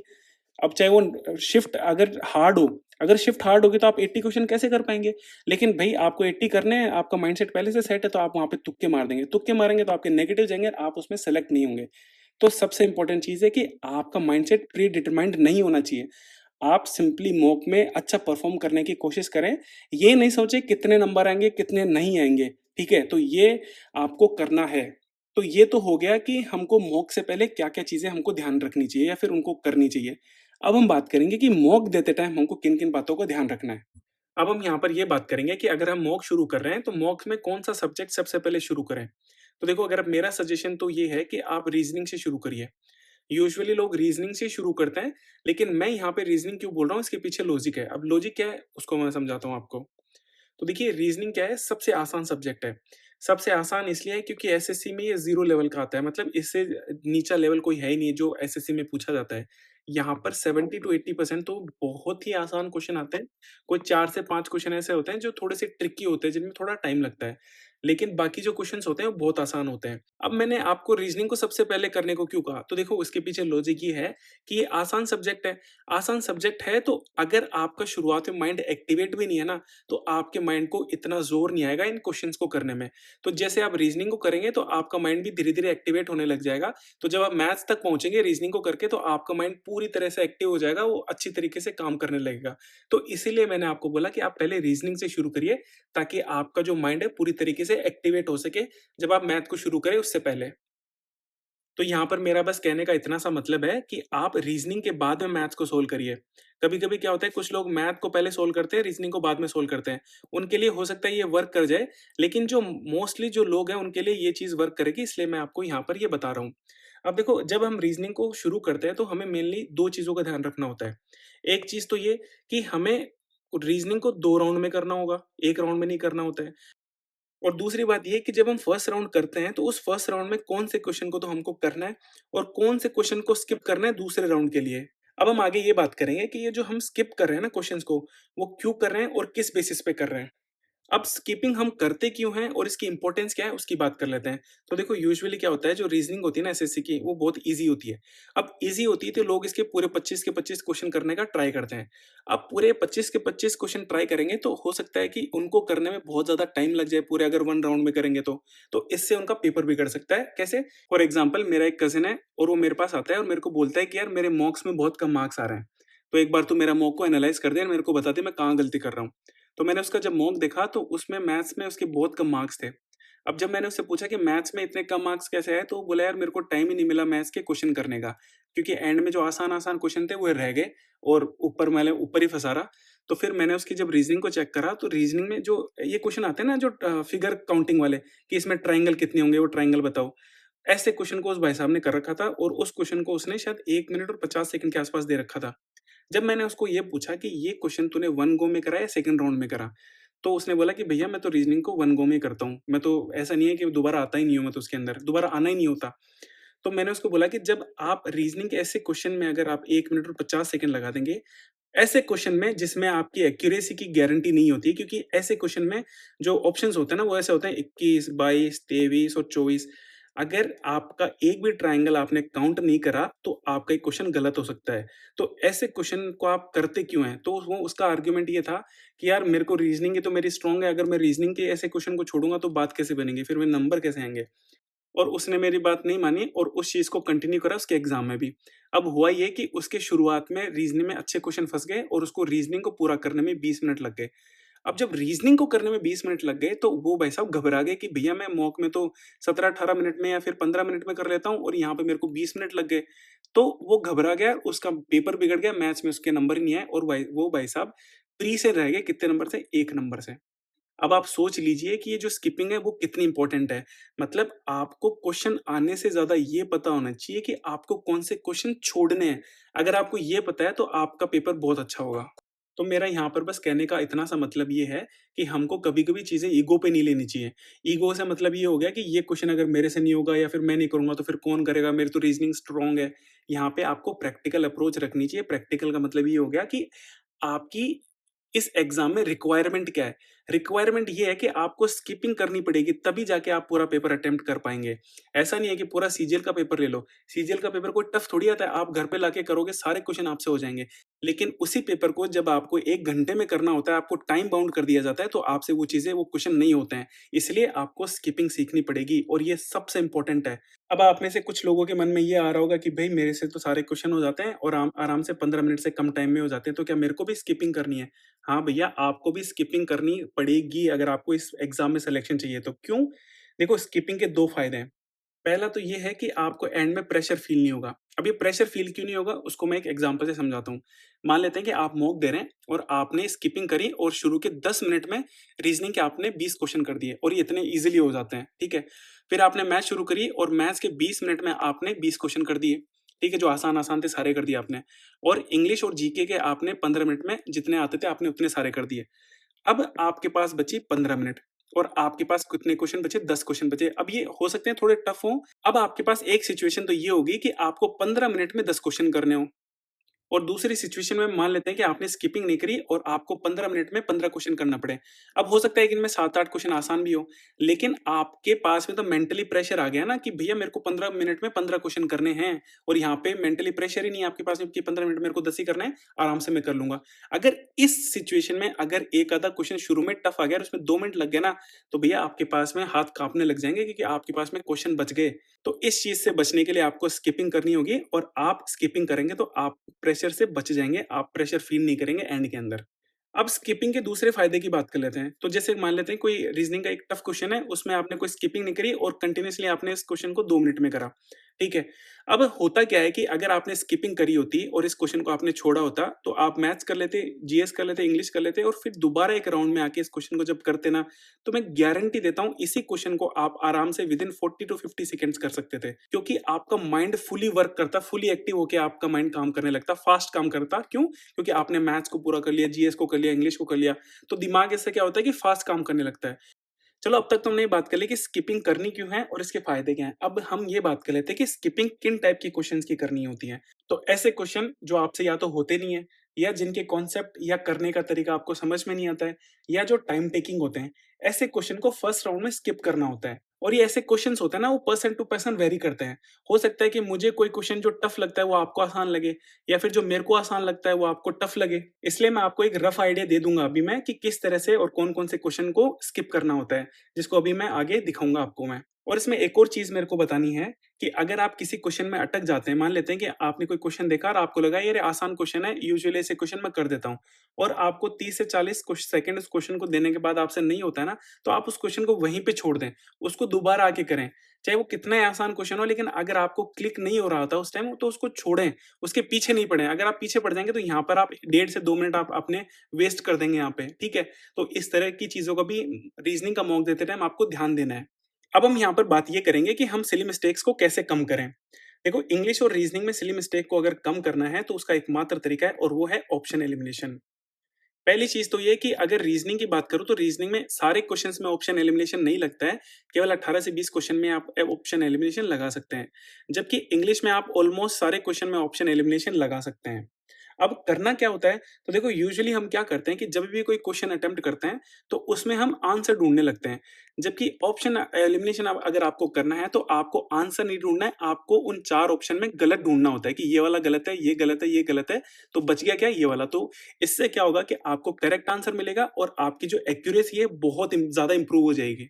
अब इस चीज़ को मैं मॉक के थ्रू भी दिखाता हूँ आपको कि मैं किस तरह से स्किपिंग कर रहा हूँ और मैं ऑप्शन एलिमिनेट किस तरह से कर रहा हूँ ताकि मैं सिली मिस्टेक्स को दूर कर सकूँ। अब ये जो मॉक है इसके मैंने स्क्रीनशॉट यहाँ पे लगा रखे हैं। स्क्रीनशॉट क्यों लगा रखे हैं? क्योंकि मैं यहाँ पे लिख सकता हूँ। अगर मैं यही चीज़ ऐप में करता या वेबसाइट में करता तो मैं वहाँ पर लिख नहीं सकता था, इसलिए मैंने यहाँ पे मॉक्स के जो क्वेश्चंस हैं उनके स्क्रीनशॉट लगाए हैं। और मैं यहाँ पर दिखाऊँगा आपको कि मैं कौन-कौन से क्वेश्चन को स्किप करूँगा, कौन-कौन से क्वेश्चंस में मैं आपको बताऊँगा कि इस क्वेश्चन में आपको ऑप्शन एलिमिनेशन करना है, ठीक है? तो देखो पहला क्वेश्चन को जब हम करते हैं तो ऐसे क्वेश्चन जब भी आते हैं तो मैं इनको सीधा लिखता हूँ यहाँ पर कि 16, 25, 28, 15 एंड 14 यहाँ पे आ जाएगा 12, 13, 6, 18, 23 और 14। अब यहाँ पे चेक करूंगा मैं इन दोनों में कोई डिफरेंस -4 आ रहा है और यहाँ पे ये दो तो मैच कर नहीं रहा। फिर इनमें चेक कर लूंगी क्रॉस वेरीफाई में कुछ हो रहा है। देखो यहाँ पे 10 का डिफरेंस आ रहा है, यहाँ पे 8 का डिफरेंस आ रहा है, तो ये भी कुछ नहीं हो रहा। फिर मैं करूंगा डायगनली। अब ये 16 है और ये 14 है, तो यहाँ पे -2 का है, यहाँ पे देखो इन दोनों -2 का है, ये -2 का है, मतलब ये वाला बैठ गया। मतलब जो फर्स्ट लेटर है वो उसका -2 करेंगे तो लास्ट लेटर आता है। तो अगर यहाँ पे आर है 18 है तो इसका -2 करेंगे तो लास्ट लेटर आ जाएगा और वो कितना आ जाएगा 16 और वो होता है पी। अब हमको देखना है पी कौन से में है। तो पी इसमें नहीं है, इसमें नहीं है, इसमें नहीं है, ये वाला आंसर हो गया। देखो ये जो क्वेश्चन है इसको मैं डायरेक्टली छोड़ दूंगा मैं, क्योंकि मेरे को इस टाइप के क्वेश्चन में प्रॉब्लम होती है। अभी एक क्वेश्चन आगे हो रहेगा जिसमें वो मैट्रिक्स को सोल्व करवाते हैं, इसमें नंबर देते हैं, उसमें भी मेरे को बहुत प्रॉब्लम होती है, तो मैं इसको डायरेक्टली छोड़ूंगा। मैं आपको नहीं कह रहा हूँ कि आप भी इस क्वेश्चन को छोड़े, अगर आपसे ये होता है तो आप करिए। लेकिन आप इसको अगर ट्राई करते हैं तो 30 से 40 सेकंड में अगर आपको इसकी ट्रिक पता चल रही है, तो आप इस क्वेश्चन को कंटिन्यू करिए, अदरवाइज़ वहीं पे आप इसको स्किप कर दीजिए। आप इसको 30 से 40 सेकंड से ज़्यादा टाइम आपको नहीं देना है ऐसे क्वेश्चन में। फिर आता है थर्ड क्वेश्चन। अब देखो, जो सेकंड क्वेश्चन था इसको तो मैंने डायरेक्टली स्किप कर दिया, लेकिन ये जो क्वेश्चन है इसको मैं डायरेक्टली स्किप नहीं करूँगा, इसको मैं एक ट्राई दूँगा, ठीक है? ट्राई दूँगा तो मैं ऑप्शन की तरफ देखूँगा और ऑप्शन की तरफ देखता हूँ तो मेरे को सीधा दिखता है ये वाला। 143 मेरे को पता है 11 से पूरा-पूरा भाग जाता है इसका, और 11 से पूरा-पूरा भाग जाएँगे तो कितनी बार जाएगा? 13 बार जाएगा। तो मेरे दिमाग में ये आएगा कि यार 13 है और यहाँ पे +2 है। तो एक काम करते हैं, इसको चेक करते हैं, 6 + 2 कितना है? 8, और 8 इंटू 6 कितना? 48, तो मतलब ये वाला तो बैठ नहीं रहा है। फिर अगर मैं इसको एक बार और चेक करूँगा कि 6 का भाग इसमें जाता है क्या? तो इसमें पूरा-पूरा भाग जाता है, 5 का इसमें जाता ही है, तो ऑप्शन क्या बच गया? ये वाला, तो ये वाला इसका आंसर हो जाएगा। फिर आता है ये वाला। अब ये वाला तो डायरेक्टली, मतलब ये तो बहुत आसान क्वेश्चन है, फर्स्ट गो में करूँगा इसको मैं। फिर आता है क्वेश्चन नंबर 5। अब देखो ये क्वेश्चन मैं ट्राई करूँगा, अगर मेरे से होता है तो मैं इसको 30 से 40 सेकंड दूँगा, नहीं होता है तो मैं इसको छोड़ दूँगा बाद में। तो मेरे को सीधा-सीधा दिख रहा है 252 और 6 दिख रहा है। तो मेरे को इतना पता है कि 6 की क्यूब 216 होती है। और 216 होती है तो 252 में अगर इसको माइनस करूँगा तो कितना आ रहा है? 36 आ रहा है। मतलब यहाँ पर क्या हो रहा है? 6 की क्यूब प्लस 6 का स्क्वायर यहाँ पे बैठ रहा है। तो सिमिलरली 5 का क्यूब और 5 के स्क्वायर इसका आंसर हो जाएगा। फिर आता है 6 क्वेश्चन। अब देखो, ये जो ऑड वन आउट वाले क्वेश्चन होते हैं उनको फर्स्ट राउंड में ही करने होते हैं, क्योंकि वो आसान क्वेश्चन होते हैं। अगर आपको आता है तो ठीक है, नहीं आता है तो आप कुछ भी नहीं कर सकते, चाहे सेकंड राउंड में आ जाओ। तो यहाँ पर अहमदाबाद दे रखा है, राजकोट और सूरत, ये 3 डिस्ट्रिक्ट है किसके? गुजरात के। अब हो सकता है ये भी हो, लेकिन मैं इस पे ही क्लिक करूँगा क्योंकि मेरे को इसके बारे में पता नहीं है, और मेरे को इन 3 के बारे में पता है कि ये 3 अलाइक है। किस अलाइक कैसे हैं? कि ये गुजरात के डिस्ट्रिक्ट है और वो मेरे को पता नहीं है उसका। फिर आता है क्वेश्चन नंबर 7। अब देखो, इसमें ऑप्शन एलिमिनेट करना है। ऑप्शन एलिमिनेट क्या करना है कि हमको वो ढूँढनी है जिसमें ये आती नहीं है। तो देखो, अगर इसमें चेक करेंगे तो ये वाली लाइन तो सब में है, तीनों के अंदर है। अब इसमें अगर इस तरह जाएँगे तो यहाँ पर नहीं आ रहा है, ये वाला तो बैठ नहीं रहा है, ठीक है? तो ये वाला ऑप्शन तो इसमें क्या हो गया? एलिमिनेट हो गया। अब देखो, इसमें ये वाला ऑप्शन तो बन रहा है, लेकिन यहाँ पर नहीं बन रहा है, तो ये वाला ऑप्शन भी गलत हो गया। लेकिन इसमें देखो, ये वाला बन नहीं रहा है, ये नीचे वाला बन रहा है, तो ये भी गलत हो गया, तो ऑप्शन क्या बच गया? 4th बच गया। तो इस तरह से आपको 3 एलिमिनेट करने हैं। आपको आंसर नहीं ढूँढना है, आपको गलत ढूँढने हैं उसके अंदर, ठीक है? अगर ये आंसर भी होता ना तो मैं बाकी 2 क्वेश्चनों को भी चेक करता, 2 ऑप्शंस को भी मैं चेक करता यहाँ पे, ठीक है? तभी मैं इस क्वेश्चन को मार्क करता आंसर में। फिर आता है 8th क्वेश्चन। अब इस 8th क्वेश्चन को जब आप पढ़ेंगे तो यहाँ पे डिजिट्स शुड बी इंटरचेंज्ड, तो मैं इसको पढ़ते ही इसको डायरेक्टली स्किप करता। मैं इसको ट्राई भी नहीं करता। मैं ट्राई क्यों नहीं करता? देखो, अगर मैं इस क्वेश्चन को ट्राई करता तो मान लेते हैं कि अपनी किस्मत अच्छी रही तो ये वाला इसका आंसर हो जाता, तो मेरे पास में आराम से 30 से 40 या 50 सेकंड में क्वेश्चन मैं कर देता। लेकिन अगर आपकी किस्मत खराब रही और आपके पास में ये वाला अगर ऑप्शन आंसर होता, तो आपको पहले ये भी चेक करना पड़ता, ये भी चेक करना पड़ता और ये चेक करते। इसमें आपको मिनिमम 2 मिनट तो लग जाती है, तो ऐसे रिस्क लेनी ही नहीं है। इसको जब टाइम बचेगा तो इसमें आऊँगा मैं वापस में। फिर आता है 9th क्वेश्चन। अब देखो, ये सीरीज़ वाले क्वेश्चन है, इनको मैंने फिर से बताया ना कि ये मैं 3 से 40 सेकंड इनको दूँगा। अगर मेरे से बनते हैं तो ठीक है, नहीं बनते हैं तो मैं इसको स्किप कर दूँगा। तो जैसे मैं इसको तरफ देखता हूँ तो मेरे को दिख रहे हैं ये स्क्वायर्स हैं। किसके स्क्वायर है? 2 के स्क्वायर है, ये 5 का स्क्वायर है, ये 11 का स्क्वायर है, फिर गैप आ रहा है, ये फिर ये 23 का स्क्वायर है और वो 31 का स्क्वायर है। अब देखो अगर इनमें गैप देखते हैं तो ये 3 का गैप, ये 6 का गैप, तो यहाँ पे 9 का गैप होना चाहिए, तो यहाँ पे कितना हो जाए 20 होना चाहिए और ये 12 का गैप, तो ये वाला तो आंसर इसमें बैठेगा नहीं। फिर अगर इनमें देखेंगे तो आप अगर आप थोड़ा सोचेंगे तो ये क्या हो जाएगा, प्राइम नंबर्स हैं। यहाँ पे 2 प्राइम नंबर है, फिर 3 है, फिर 5 आ रहा है, फिर 7 आ रहा है, फिर 11 आ रहा है, मतलब एक प्राइम नंबर छोड़ के 1 आ रहा है। तो यहाँ पे 13 फिर प्राइम नंबर आ जाएगा और 13 के बाद में फिर 17 प्राइम नंबर आएगा। तो यहाँ पे 17 का आंसर होगा। फिर आता है क्वेश्चन नंबर 10। अब ये भी आपको करना है, ये आसान क्वेश्चन होता है कि स्पाइसेस के अंदर टर्मरिक आता है। मतलब ये जो लेफ्ट हैंड साइड है वो बड़ा है और उस बड़े के अंदर एक टर्मरिक छोटा-सा पार्ट है। तो इस तरह से हमको चेक करना है। कैश्यू नट और फिग ये दोनों सेम ड्राई फ्रूट्स आ गए, तो इसमें तो बिल्कुल गलत हो गया। फिर आता है ड्राई फ्रूट और डेट्स।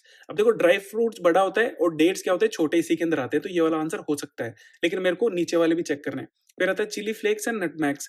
ये मेरे को पता नहीं है नटमैग्स क्या होता है, लेकिन चिली फ्लेक्स ऐसे नहीं है कि कुछ किसी चीज़, जैसे फ्रूट हो गया। फ्रूट एक क्या होता है, बड़ी चीज़ होती है, इसके अंदर बहुत सारी चीज़ आती हैं। लेकिन चिली फ्लेक्स क्या, चिली फ्लेक्स तो बड़ा होता नहीं है, तो ये ऑप्शन वैसे भी गलत हो जाएगा। फिर आता है पियर एंड एप्रिकॉट। अब ये दोनों क्या होते हैं, फ्रूट होते हैं, तो ये भी ऑप्शन गलत हो जाएगा इसका। तो आंसर क्या आ जाएगा, डेट्स और फ्रूट्स आ जाएगा इसका, ड्राई फ्रूट्स। तो इस तरह से आपको 4 ऑप्शन चेक करने हैं। ये वाला क्वेश्चन आपको करना है, इसको सेकंड गोल के लिए बिल्कुल भी नहीं रखना है, ये क्वेश्चन आसान होते हैं। फिर आता है ये वाला भी फर्स्ट गो में करना है, ऑप्शन एलिमिनेट करना है। ऑप्शन एलिमिनेट कैसे करना है कि जब ये क्वेश्चन ये कह रहा है कि जब इसको फोल्ड करते हैं तो कौन सी आकृति बनेगी। अब देखो फोल्ड करेंगे तो ये बीच वाली लाइन है, तो ये बीच में आएगी, तो बीच वाली किस-किस में है, इसमें नहीं, तो ये गलत हो गया, इसमें नहीं, ये भी गलत हो गया, इस इन दोनों में है। अब 2 में है तो अब क्रॉस चेक कर लो कि यहाँ से अगर इसको आएँगे तो इधर एक लाइन बनेगी, तो इसमें भी बन रही है और इसमें भी बन रही है। अब देखो मैं क्या करूँगा कि यहाँ पर मेरे को 2 ऑप्शन मिल गए, अब मैं देखूँगा दोनों में डिफरेंस क्या है। देखो डिफरेंस देखो, बीच वाली लाइन एक डिफरेंस बना रही है, ठीक है? यहाँ पर ये यहाँ तक है और यहाँ पर ये आधी है। तो ये देखो ये वाली जो लाइन है पूरी होके यहाँ पर किधर जाएगी, पूरी में आ जाएगी। तो ये वाला ऑप्शन गलत हो गया और ये इसका आंसर आ गया। तो इस तरह से अप्रोच करना है कि अगर 2 ऑप्शन एलिमिनेट हो जाए आकृति वाले, तो उन दोनों में मैच करना है कि कौन-सा डिफरेंट है, उसी को चेक करना है आंसर में, तो इसमें टाइम बचेगा आपका। जैसे ये वाला क्वेश्चन है, अब ये क्वेश्चन देखा और देखा मैंने, इसको स्किप कर दिया क्योंकि इसमें टाइम लगेगा क्वेश्चन को पढ़ने में और देखने में, तो इसको मैं छोड़ूँगा अभी के लिए। ये क्वेश्चन चाहे आसान हो, लेकिन मैं एक बार के लिए इसको छोड़ूँगा। फिर आता है ये वाला। अब देखो मैं जैसे ही मेरे को इस तरह के नंबर दिखते हैं तो मैं सीधा नंबर लिखता हूँ यहाँ पे। तो ये 7 हो गया, यहाँ पे 21 और ये 13। अब डिजिट्स को देखेंगे तो 7 का 49 मतलब ये स्क्वायर हो रहा है। अगर 21 को देखें तो 441 इसका स्क्वायर हो गया, 13 इसका स्क्वायर हो गया। तो ये वाला क्वेश्चन ईज़िली हो जाएगा, इस तरह से। तो आप क्या करना है, जैसे रफ कॉपी में जैसे आपको अल्फाबेट्स दिखते हैं, आपको सीधे उनके नंबर लिखना है। जब आप नंबर लिखते हैं तो आपको थोड़ा-सा एक आइडिया लग जाता है कि क्या चल रहा है। जैसे मैंने अभी फर्स्ट क्वेश्चन में दिखाया था आपको कि फर्स्ट क्वेश्चन में जैसे मैंने नंबर्स लिखे, वैसे मेरे को आइडिया लग गया कि क्रॉस जब अपन मतलब डायगोनली जा रहे हैं तो 2 कम हो रहा है। तो इसका ये फ़ायदा होता है। अब देखो इसमें 2 टाइप के क्वेश्चन्स होते हैं। एक तो ये क्वेश्चन हो गया कि जिसमें आपको ई और जी का रिलेशन पूछ लेगा। लेकिन एक क्वेश्चन ये होता है कि इसमें ये नहीं देकर ऑप्शंस में रिलेशन देता है।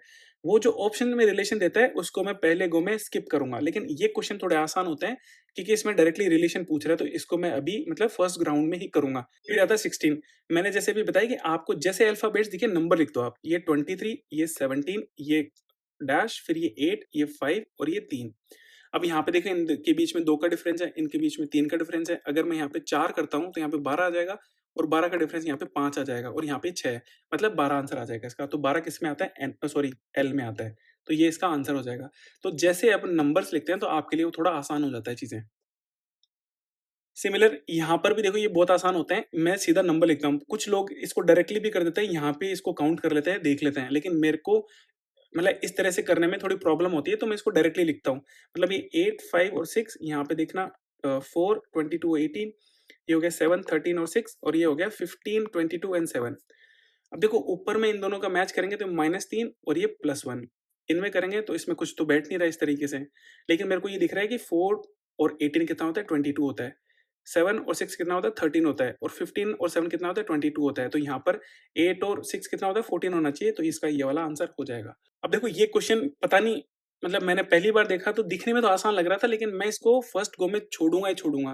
क्योंकि जो नंबरिंग्स वाले होते हैं ना, जैसे मैट्रिक्स वाला भी एक क्वेश्चन आगे आएगा, ऐसे क्वेश्चन मेरे से होते ही नहीं है, चाहे वो कितने ही हो। और ये क्वेश्चन तो शायद जैसे मेरे से अगर मैंने बाद में भी ट्राई करा तो ये क्वेश्चन मेरे से हुआ भी नहीं था कि यार इस क्वेश्चन को करना कैसे होता है। ये है ए, ई, आई, ओ, यू।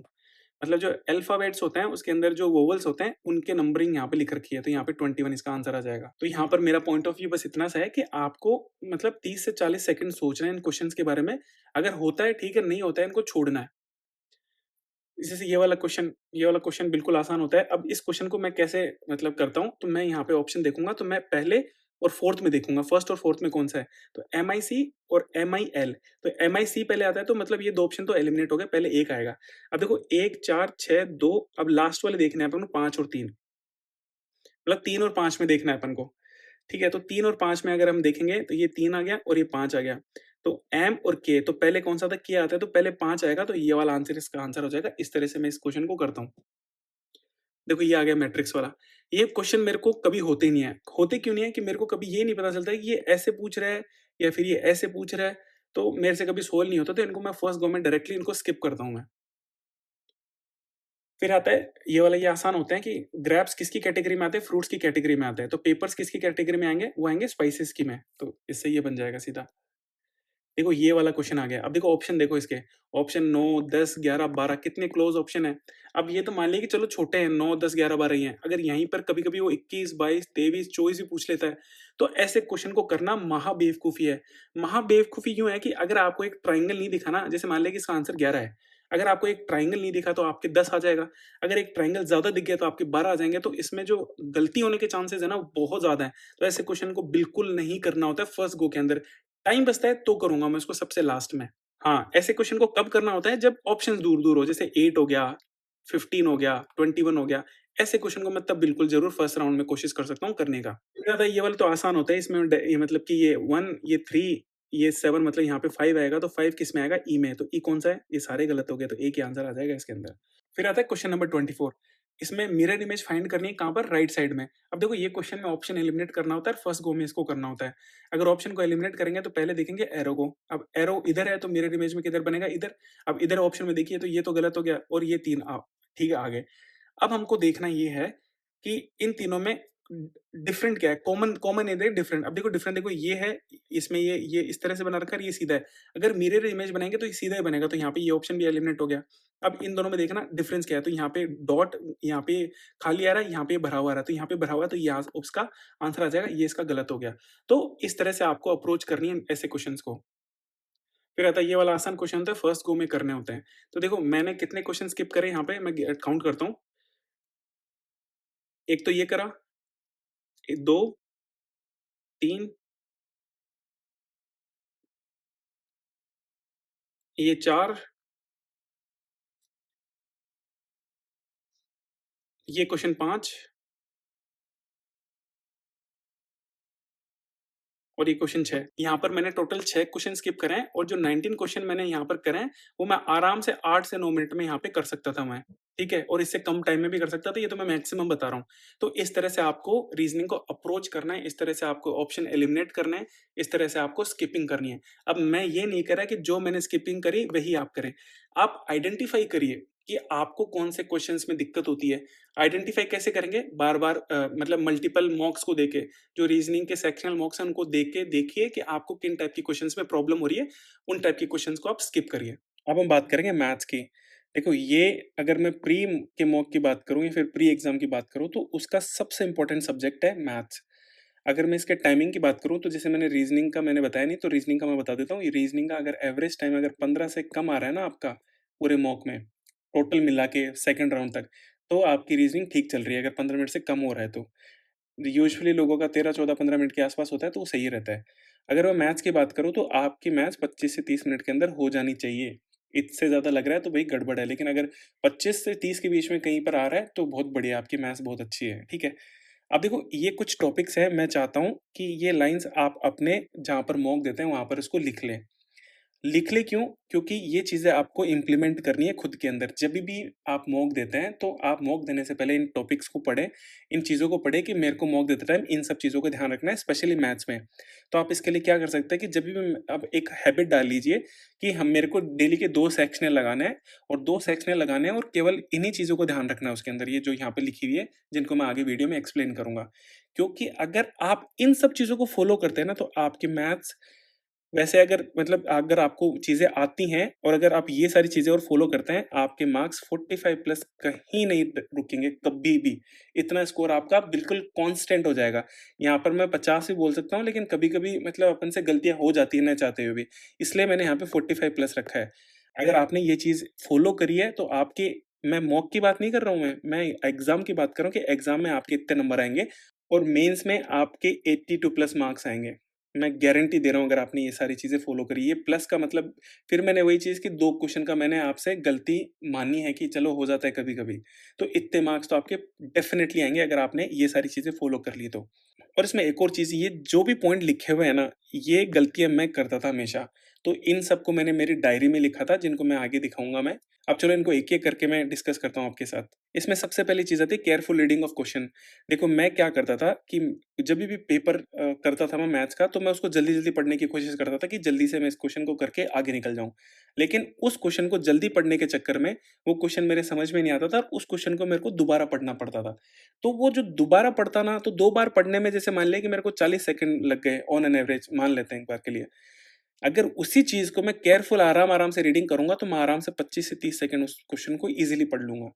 तो ये डिफ़रेंस है कि आपका टाइम भी बचेगा और आपको बार-बार में उस क्वेश्चन को पढ़ना भी नहीं पड़ेगा और एक बार पढ़ने के बाद में आप उसको आसानी से सोल्व कर पाएँगे। तो ये सबसे इम्पोर्टेंट और सबसे पहली चीज़ है कि मैथ्स में अगर आप कोई क्वेश्चन सोल्व कर रहे हैं, तो उसको पहले आराम-आराम से पढ़ना है। आराम-आराम से का मतलब ये नहीं है कि बिल्कुल ही आराम से। मतलब उसको केयरफुली रीड करना है और कामली रीड करना है उस क्वेश्चन को, ठीक है? तो ये हो गई सबसे पहली चीज़। देखो इस क्वेश्चन में, अब ये क्वेश्चन मैं पढ़ता था ना, तो मैं इसको सीधा-सीधा यहाँ पे लिख के इनको लिख देता एक्स, वाई, ज़ेड और ये 40, ये 38 और ये 30 और इसको 6 मंथ्स। मतलब इस तरह से मैं करता था, क्वेश्चन को नहीं पढ़ के मैं इनकी सारे सारी डेटा डेटा ही लिख लेता था नीचे। तो डेटा लिखने से क्या होता है कि कभी-कभी वो कुछ और बोल देता है और अपन इसको कुछ और लिख देते हैं। तो ये सॉल्व करने के बाद जब आंसर मैच नहीं होता है, तो ये जो पूरा टाइम है ना 1 मिनट का और 2 मिनट का, ये पूरा खराब हो जाता है इस चीज़ के अंदर। तो आपको ये नहीं करना है, पहले कोई पूरे क्वेश्चन को अच्छे से पढ़ना है और पढ़ने के बाद उसको सॉल्व करना है, ठीक है? ये आपको इम्प्लीमेंट करना है फॉर श्योर अपनी जब भी मॉक देते हैं उस चीज़ के अंदर।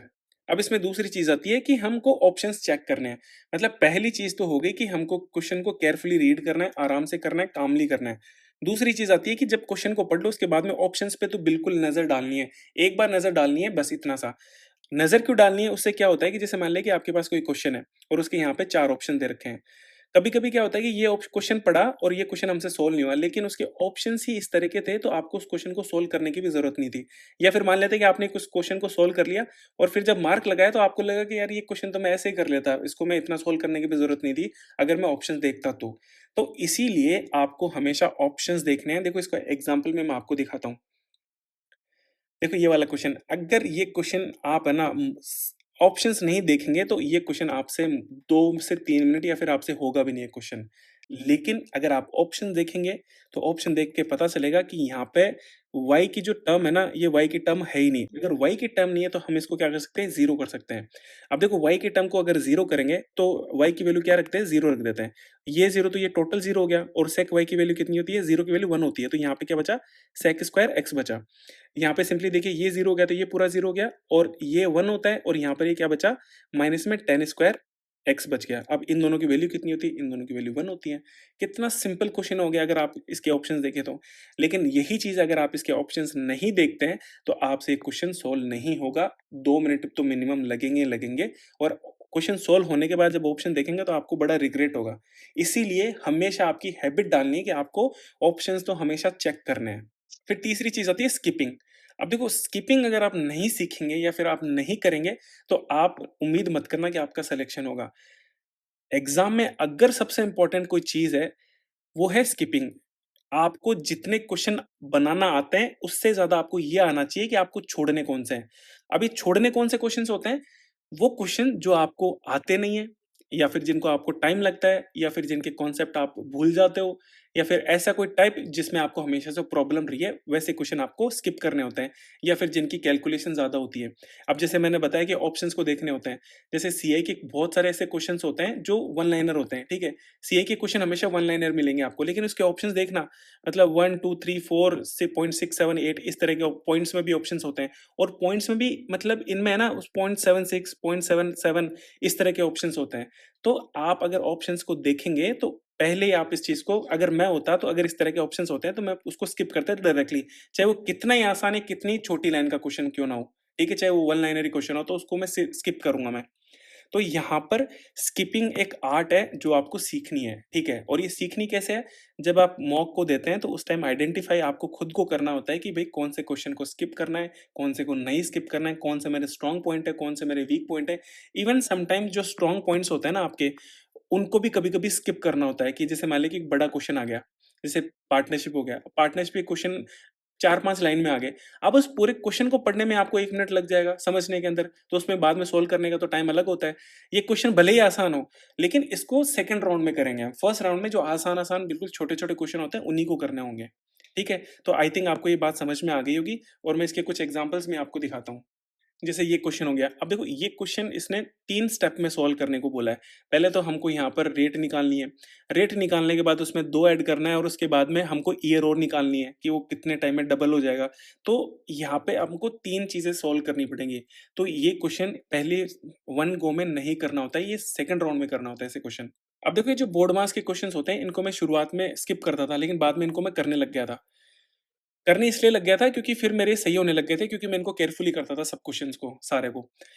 अब बात ये आती है कि अगर आप में इनमें कोई गलती हो रही है तो प्लीज़ आप इसको फर्स्ट राउंड में नहीं करके सेकंड राउंड में करें।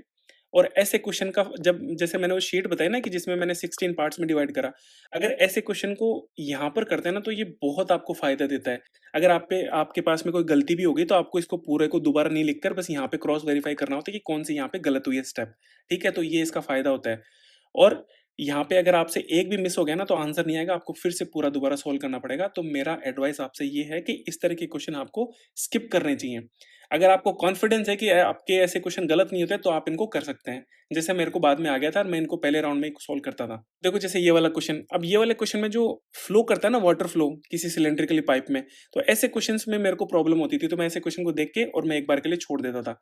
अगर ये क्वेश्चन थोड़ा आसान भी होता ना तो इसके ऑप्शंस देखो। ऑप्शन में 28 मिनट और 48 सेकंड ऐसे ऑप्शन सारे ऑप्शंस हैं। तो इस क्वेश्चन को करने में हो सकता है थोड़ी कैलकुलेशन हो तभी इसके ऐसे आंसर्स आ रहे हैं। तो मैं इस क्वेश्चन को एक बार के लिए स्किप कर दूंगा मैं। तो मैं आपको थोड़ा आइडिया दे रहा हूँ कि किस तरह से आपको आइडेंटिफाई करना है, थोड़ा रफ आइडिया दे रहा हूँ ताकि आप भी आइडेंटिफाई कर पाएँ कि कौन से क्वेश्चन आपके लिए स्किप करने लायक है और कौन से नहीं है। फिर आता है सबसे इम्पोर्टेंट कैलकुलेशन। देखो कैलकुलेशन इम्पोर्टेंट क्यों है? पहली चीज़ तो अभी जैसे आप लोगों को पता होगा कि टीसीएस कंडक्ट करवा रहा है एग्ज़ाम को, ठीक है? और उनको इस बार बहुत सुनना भी पड़ा है कि भई क्या आसान पेपर बना दिया आपने मेंस को लेकर। तो डेफ़िनेटली इस बार मैथ्स का लेवल बढ़ेगा। अगर प्री में नहीं बढ़ा तो मेंस में तो बढ़ेगा ही बढ़ेगा डेफ़िनेटली। और वो बढ़ा क्या सकते हैं, देखो कॉन्सेप्ट तो सारे मतलब इंक्लूड हो गए प्रीवियस ईयर क्वेश्चन में, उनके अलावा कोई कॉन्सेप्ट बनेगा नहीं। अब बनेगा क्या? बनेगा सिर्फ़ कैलकुलेशन। अब कैलकुलेशन अगर आपने फ़ास्ट नहीं करी तो आपका इस बार सिलेक्शन नहीं होगा, ये गारंटी है। आपको कैलकुलेशन पे वर्क करना पड़ेगा और कैलकुलेशन आपको किस तरह से हेल्प करती है उसको मैं एक आपको एग्ज़ाम्पल से समझाता हूँ। जैसे आपकी कैलकुलेशन अच्छी हो गई, ठीक है? तो हर क्वेश्चन में क्या होता है? एडिशन होता है, सब्ट्रैक्शन होता है, डिवीज़न होता है, मल्टीप्लिकेशन होता है, यही तो 4 चीज़ें होती हैं। अगर ये आपकी फ़ास्ट है, तो आप क्या करेंगे, इस क्वेश्चन को सॉल्व करने में थोड़ा कम टाइम लगाएँगे, एक क्वेश्चन को, ठीक है? तो मान लेते हैं कि आप 5 से 10 सेकंड किसी क्वेश्चन में बचा रहे हैं।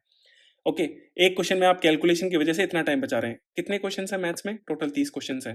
अगर 30 क्वेश्चन में अगर आप में 300 सेकंड मतलब कितना हो गया ये? 5 मिनट हो गए। 5 मिनट में नहीं मानते हैं, 3 से 4 मिनट भी आप कैलकुलेशन की वजह से अगर बचा लेते हैं, तो इन 3 से 4 मिनट में आप आराम से 2 क्वेश्चन कर सकते हैं मैथ्स के। 2 क्वेश्चन का मतलब ये हो गया कि आपके 6 नंबर एक्स्ट्रा, और ये 6 नंबर आपको, आपका अगर सिलेक्शन नहीं हो रहा तो आपका सिलेक्शन करवा सकते हैं। अगर टीए मिल रहा है तो आपको इंस्पेक्टर की पोस्ट दिला सकते हैं। अगर इंस्पेक्टर आपको मिल रहा है तो चेन्नई से आपको अपने नॉर्थ इंडिया में लेकर आ सकते हैं ये 6 नंबर। तो इन 6 नंबर की अहमियत बहुत ज़्यादा है। इसीलिए अगर आपको ये 6 नंबर चाहिए, मैं तो ये 6 नंबर बहुत मिनिमम बता रहा हूँ, यहाँ से आपके मिनिमम 10, कम से कम 10 नंबर बढ़ सकते हैं इस कैलकुलेशन की वजह से। तो इसको भैया आपको बहुत सीरियसली लेना है अगर आपको मैथ्स में अच्छा स्कोर करना है तो। अगर आपको सिलेक्शन लेना है तो इस बार कैलकुलेशन पे ध्यान देना ही पड़ेगा आपको, ठीक है? तो ये बहुत इंपॉर्टेंट चीज़ है। अब बात ये आती है कि कैलकुलेशन करना कैसे है? तो देखो इसको लेकर मैं एक अलग से वीडियो बनाऊँगा, अभी थोड़े दिनों में डाल दूँगा। लेकिन मैं जैसे करता था तो मैं कंसिस्टेंटली उसको फ़ॉलो करता था। कंसिस्टेंटली का मतलब ऐसा नहीं है कि आज मैंने कैलकुलेशन कर ली और मैं कल नहीं करूँगा या फिर 2 दिन कर ली, 3 दिन नहीं करूँगा। मैं उसको बाकायदा लिखता था। ये देखो यहाँ पे 8 डेट है, 8 अक्टूबर 2024 की बात है ये। ये 9 अक्टूबर है और इस तरह से मैं पूरा एडिशन करता था पूरा। यहाँ पे मैंने इसको लिखता था और इस वाली लाइन को लिखता था और इन दोनों को ऐड करके यहाँ पे, इन दोनों को ऐड करके यहाँ पे, इनको दोनों को ऐड करके यहाँ पे, तो इस तरह से मैं पूरा करता था और बाद में ये जो सारे एडिशन है उनको यहाँ पर लिखता था। यहाँ पर मैं केवल 2 डिजिट्स का ही एडिशन करता था केवल। अब आपके दिमाग में आ रहा होगा कि मैं यहाँ पे एडिशन क्यों कर रहा हूँ? देखो, हर चीज़ का बेस क्या है? किसी भी कैलकुलेशन का बेस है उसका एडिशन। अगर आपका एडिशन अच्छा है, एडिशन का क्या मतलब हुआ? मैं अगर आपको बोलता हूँ कि 5 + 7 कितना होता है? 12 होता है, तो ये रिएक्शन कैसा है? फास्ट है। यही चीज़ मैं बोलूँ कि 85 + 72 कितना होता है? तो अगर आप इसको 157 बता सकते हैं, आपका कैलकुलेशन इतनी फास्ट है, ये तो चलो आसान हो गया। अगर मैं बोलूँ 69 + 76 कितना होता है? अगर ये आप 145 बता दें, इतनी अगर आपकी कैलकुलेशन फास्ट हो जाए, तो आप समझ लेना कि आपकी कैलकुलेशन बहुत फास्ट है। तो ये रिएक्शन डेवलप करना है आपको 2 डिजिट्स में। तो ये रिएक्शन डेवलप करने के लिए मैंने 2024 पहले भी मेरा ऐसे करता था और 2024 के लिए मैंने डेढ़ महीने तक लगातार मतलब 45 दिन तक लगातार मैंने इस तरह की एक-एक शीट बनाई थी पूरी। देखो इसमें कुछ तो मैं दिखा देता हूँ, सारे तो कैसे दिखाऊँ मैं इसको। और इसके बाद में देखो यहाँ पे मैं करने के बाद में इनके मैं थोड़े जो टेबल्स होती थी, उनको भी मैं यहाँ पे याद करता था मैं सारे के सारे। ठीक है? अब इसमें क्वेश्चन ये आता है कि मैं एडिशन क्यों कर रहा हूँ? देखो, एडिशन मैं इसलिए कर रहा हूँ क्योंकि हर चीज़ का बेस क्या होता है? एडिशन होता है। अगर आप डिवीज़न भी कर रहे हो तो उसमें एडिशन आएगा, आप मल्टीप्लिकेशन कर रहे हो तो इसमें एडिशन आएगा, अगर आप सब्ट्रैक्शन कर रहे हो तो भी इसमें एडिशन आएगा। तो हर चीज़ में एडिशन आएगा, तो अगर आपका एडिशन स्ट्रॉन्ग है, तो आपका डिवीज़न भी स्ट्रॉन्ग होगा, आपका मल्टीप्लिकेशन भी स्ट्रॉन्ग होगा और आपका सब्ट्रैक्शन भी स्ट्रॉन्ग होगा। ये कैसे होगा इसको मैं एक अलग वीडियो में बताऊँगा, ठीक है? तो आपको कैलकुलेशन पे वर्क करना है और वर्क कंसिस्टेंटली करना है। ऐसा नहीं कि 2 दिन करा और 3 दिन नहीं करा। तो ये चीज़ आपको अपने डेली टारगेट में इंक्लूड करनी है। फिर इसमें हम आगे बात करेंगे कि हम जो स्टेप्स होती हैं उनको कैसे स्किप करें। अब कौन से स्टेप्स को स्किप करें? देखो, इसको एग्जांपल से मैं यहाँ पे समझाता हूँ। जैसे ये क्वेश्चन आया था सीजीएल 24 मेंस में और इस क्वेश्चन को सोल्व करा था मैंने यहाँ पे। यूजुअली लोग क्या करते हैं कि वो लिखेंगे क्वेश्चन, पहले मैं क्वेश्चन पढ़ लेता हूँ। क्वेश्चन में ये कह रहा है कि 2 साल पहले आपकी टाउन की ये थी जनसंख्या और हर साल 8% से डिक्रीज़ हो रही है। तो प्रेज़ेंट पॉपुलेशन क्या होगी? तो देखो, यूजुअली क्या करते हैं लोग 948750 इंटू में 92/100 इंटू में 92/100। देखो, पहली चीज़ तो ये कि यहाँ पर ये जो ज़ीरो है ना, इनका कोई मतलब नहीं होता है, बिल्कुल मतलब की नहीं होती, तो 2 ज़ीरो लिखना नहीं है। अगर 2 ज़ीरो नहीं लिखना है तो नीचे 100 का भी कोई मतलब नहीं है। मतलब आपको डायरेक्टली मल्टीप्लाई करना क्या है? आपको मल्टीप्लाई करना है 94875 इंटू में 92 इंटू में 92। मतलब ये जो आपने स्टेप लिखी है ना, इसको स्किप करना है। जैसे ये एक और एग्ज़ाम्पल ले लेते हैं, ये भी मेरी शिफ्ट में था, तो इसमें देखो ये पूछ क्या रहा है कि ₹51 पर केजी के हिसाब से उसने 8 केजी मेज़ खरीदे और 9 केजी खरीदा उसने 68 के हिसाब से, तो एवरेज पूछा है। तो हमको पता है कि 8 इंटू 51 होगा और 9 इंटू 68 होगा और डिवाइडेड बाई 14 होगा इसमें, ठीक है? अब 14 नहीं, कितना है, 17 है। अब हमको जब पता है कि 8 इंटू 50 ये दोनों मल्टीप्लाइंग हुए, तो इसको लिखने की कहाँ ज़रूरत है 8 इंटू 50 मैं सीधा यहीं पे मल्टीप्लाई कर दूँ ना स्क्रीन पे देखिए, तो स्क्रीन के पे मल्टीप्लाई करेंगे तो 408 लिखेंगे और इन दोनों को मल्टीप्लाई करेंगे तो इतना करेंगे और जितना आएगा उसमें 17 का डिवाइड कर देंगे, जो आंसर आ जाएगा। तो कहने का मतलब ये है कि जो अननेसेसरी चीज़ें हैं ना, उनको लिखना नहीं होता है। कभी-कभी के लोग क्या करते हैं, शुरुआत से लिखने लग जाते हैं और लिखने में जो टाइम खराब होता है, वो आपको बिल्कुल वेस्ट आपका नहीं करना है। जितना आप कम लिखेंगे, उतना आपके लिए फ़ायदा रहेगा, ठीक है? यही रीज़न है कि मैं पूरे एक पेपर में 16 क्वेश्चन सॉल्व कर पाता था, क्योंकि मैं बहुत कम लिखता था। जैसे मैंने आपको दिखाया भी कि मैंने कितने कम चीज़ों में सॉल्व करा है। अब बात ये आती है कि इन जो स्टेप्स हैं, इनको कम कैसे करें?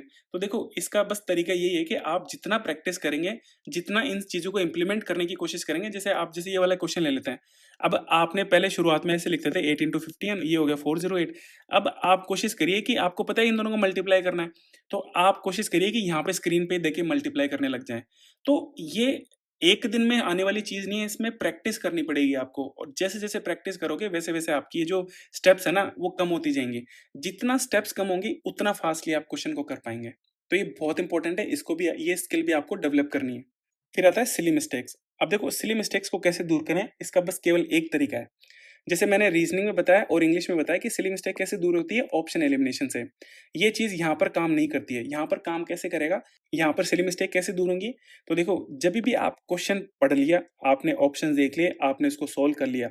जब आप सॉल्व करने के बाद में आपके पास जो आंसर आ गया, उसको जो मार्क कर रहे हो ना, जैसे मान लें सी ऑप्शन आंसर लगा दिया। इस मार्क लगाने से पहले एक बार आपको फिर से क्वेश्चन की तरफ देखना है और वहाँ पे ये देखना है कि भई पूछा क्या है और जो पूछा है क्या वही मैंने आंसर लगाया है? बस इतना सा अगर आपने चेक करना सीख गए आप, देखो ये एक हैबिट है, ये धीरे-धीरे डेवलप होगी, ऐसे नहीं कि एक दिन में आप सीख जाओगे, धीरे-धीरे डेवलप होगी ये देखने वाली हैबिट। अगर आपने इतना सीख लिया तो आपकी सिली मिस्टेक्स बिल्कुल दूर हो जाएगी। यही रीज़न है कि मेरा 90 आउट ऑफ 90 मार्क्स थे सीजीएल 24 मेंस के अंदर। क्यों? क्योंकि मेरे को ये सारी जो मैंने अभी तक बताए उन सब चीज़ों को मैंने इम्प्लीमेंट करा था। मेरे ऐसे तो क्वेश्चन नंबर आए थे 86, लेकिन जो क्वेश्चन एक वो अगर किसी ने मेंस दिया हो तो उसमें जो प्रोबेबिलिटी का क्वेश्चन था वो एसएससी ने गलत पूछा था, उसके ऑप्शंस जो थे मल्टीपल आंसर थे, तो फाइनल जो नंबर आए मेरे 90 आउट ऑफ 90 आए थे, ठीक है? तो अगर आप ये चीज़ें इम्प्लीमेंट करेंगे तो आपके भी इस तरह से नंबर आएँगे, ये गारंटी है। अब हम बात करेंगे प्रेशर की। देखो ये एसएससी की फील्ड का लीस्ट डिस्कस्ड टॉपिक है। मैं लीस्ट डिस्कस्ड टॉपिक क्यों बता रहा हूँ? आप यूट्यूब पे जाइए और यूट्यूब पे जाके सर्च करिए कि भई एग्ज़ाम प्रेशर को कैसे हैंडल करें। तो आप एसएससी की फील्ड की अगर मैं बात कर रहा हूँ अभी यहाँ पर, ठीक है? आपको कोई एक आधा वीडियो मिल जाएगा, अदरवाइज़ कोई भी इस पे बात भी नहीं करता है। उनको ऐसा लगता है कि ये भी कोई डिस्कस करने की चीज़ है क्या? जबकि ये इतना इम्पोर्टेंट टॉपिक है, अगर आपने इसको टैकल करना नहीं सीखा ना तो आपका सीजीएल में सिलेक्शन तक नहीं होगा। जिसका एग्ज़ाम्पल मैंने ऑलरेडी आपको बता दिया कि उस बंदे को 4 साल लग गए, इवन 4 साल के बाद में भी उसका सिलेक्शन नहीं हुआ, जबकि उसकी तैयारी इतनी बढ़िया थी। क्यों? क्योंकि उसको एग्ज़ाम में प्रेशर को हैंडल करना नहीं आया। अब बात ये आती है कि इसको हैंडल कैसे करें, इसको टैकल कैसे करें? तो देखो इसके लिए कोई रूल बुक होती नहीं है, ना इसको किसी ने डिस्कस कर रखा, ना किसी ने बता रखा कि कैसे करें। इसका एक तरीका होता है। अब तरीका क्या होता है? जभी भी आप कोई मॉक दे रहे हो, तो मॉक देते टाइम आपको ये सोचना है कि ये मेरा एग्ज़ाम है और अब मैं इस एग्ज़ाम को किस तरह से टैकल करूँ ताकि मैं मैक्सिमम आउटपुट निकाल सकूँ। तो जब उस मॉक को आप एग्ज़ाम का सोच के दोगे तो आपको प्रेशर आएगा वहाँ पे डेफ़िनिटली। और जब प्रेशर आएगा तो आपको खुद को बोलना है कि कोई बात नहीं है, मैं यहाँ पर बस इसी चीज़ को सीखने के लिए तो ये मॉक दे रहा हूँ मैं कि प्रेशर को हैंडल करना है और खुद को शांत करने की कोशिश करना है। शांत कैसे करना है? जैसे मान लेते हैं कि लास्ट के 5 मिनट बचे हैं और आपके थोड़ा घबराहट हो रही है कि यार मेरे पे 5-6 क्वेश्चन्स रह गए, अब इनको कैसे करूँगा मैं 5 मिनट में? तो आपको सिंपली क्या करना है, पेन को साइड में रखना है और मॉक को बिल्कुल भी पॉज़ नहीं करना है, मॉक को चलते देना है और 30 सेकंड तक आपको आँखें बंद करके डीप ब्रीथ करना है। मतलब आपको साँस अंदर लेना है और उसको बाहर छोड़ना है, ठीक है? इससे होगा क्या कि आप शांत हो जाएँगे, आपके अंदर जो घबराहट है ना, आपकी जो धड़कनें जो तेज़ हो रही हैं, वो अपने आप कम हो जाएँगी। अब आपको लगेगा कि मैं फालतू बातें कर रहा हूँ, भई ये फालतू बातें नहीं है, बहुत प्रैक्टिकल चीज़ें हैं। यही तरीका है इनको टैकल करने का, अदरवाइज़ ये टैकल नहीं होंगी और 30 सेकंड के बाद आपको ये मॉक्स फिर से शुरू करना है। मैं गारंटी लेता हूँ, अगर आप जैसा मैंने बताया अगर वैसा नहीं करते हैं, तो उन 5 मिनट में आप मुश्किल से 2 क्वेश्चन सॉल्व कर पाएँगे। लेकिन अगर मैं जैसे बता रहा हूँ, अगर उनकी प्रैक्टिस आप करते हैं, थोड़े कुछ टाइम तक, तो आप यही 5 मिनट में आराम से 3 से 4 क्वेश्चन कर पाएँगे, ठीक है? तो ये अगर एडिशनल क्वेश्चन हो रहा है ना, तो ये आपके लिए फ़ायदा है और यही चीज़ आपको एग्ज़ाम में बहुत हेल्प करेगी, बहुत ज़्यादा। ओवरऑल मेरा कन्क्लूज़न इसको लेकर यही है कि मॉक प्रैक्टिस के साथ-साथ ही आप इसको टैकल करना सीख सकते हैं, अदरवाइज़ आप इसको नहीं सीख सकते हैं। फिर बात करते हैं कि आपको आपका सिलेबस कंप्लीट करना है। जब आप मॉक लगाते हैं तो आपको कुछ क्वेश्चन्स ऐसे होते हैं, जैसे मान लिया कि नंबर सिस्टम में कुछ टाइप के क्वेश्चन्स होते हैं जिसको मैं अभी आगे दिखाऊँगा कि मेरे साथ क्या प्रॉब्लम होती थी।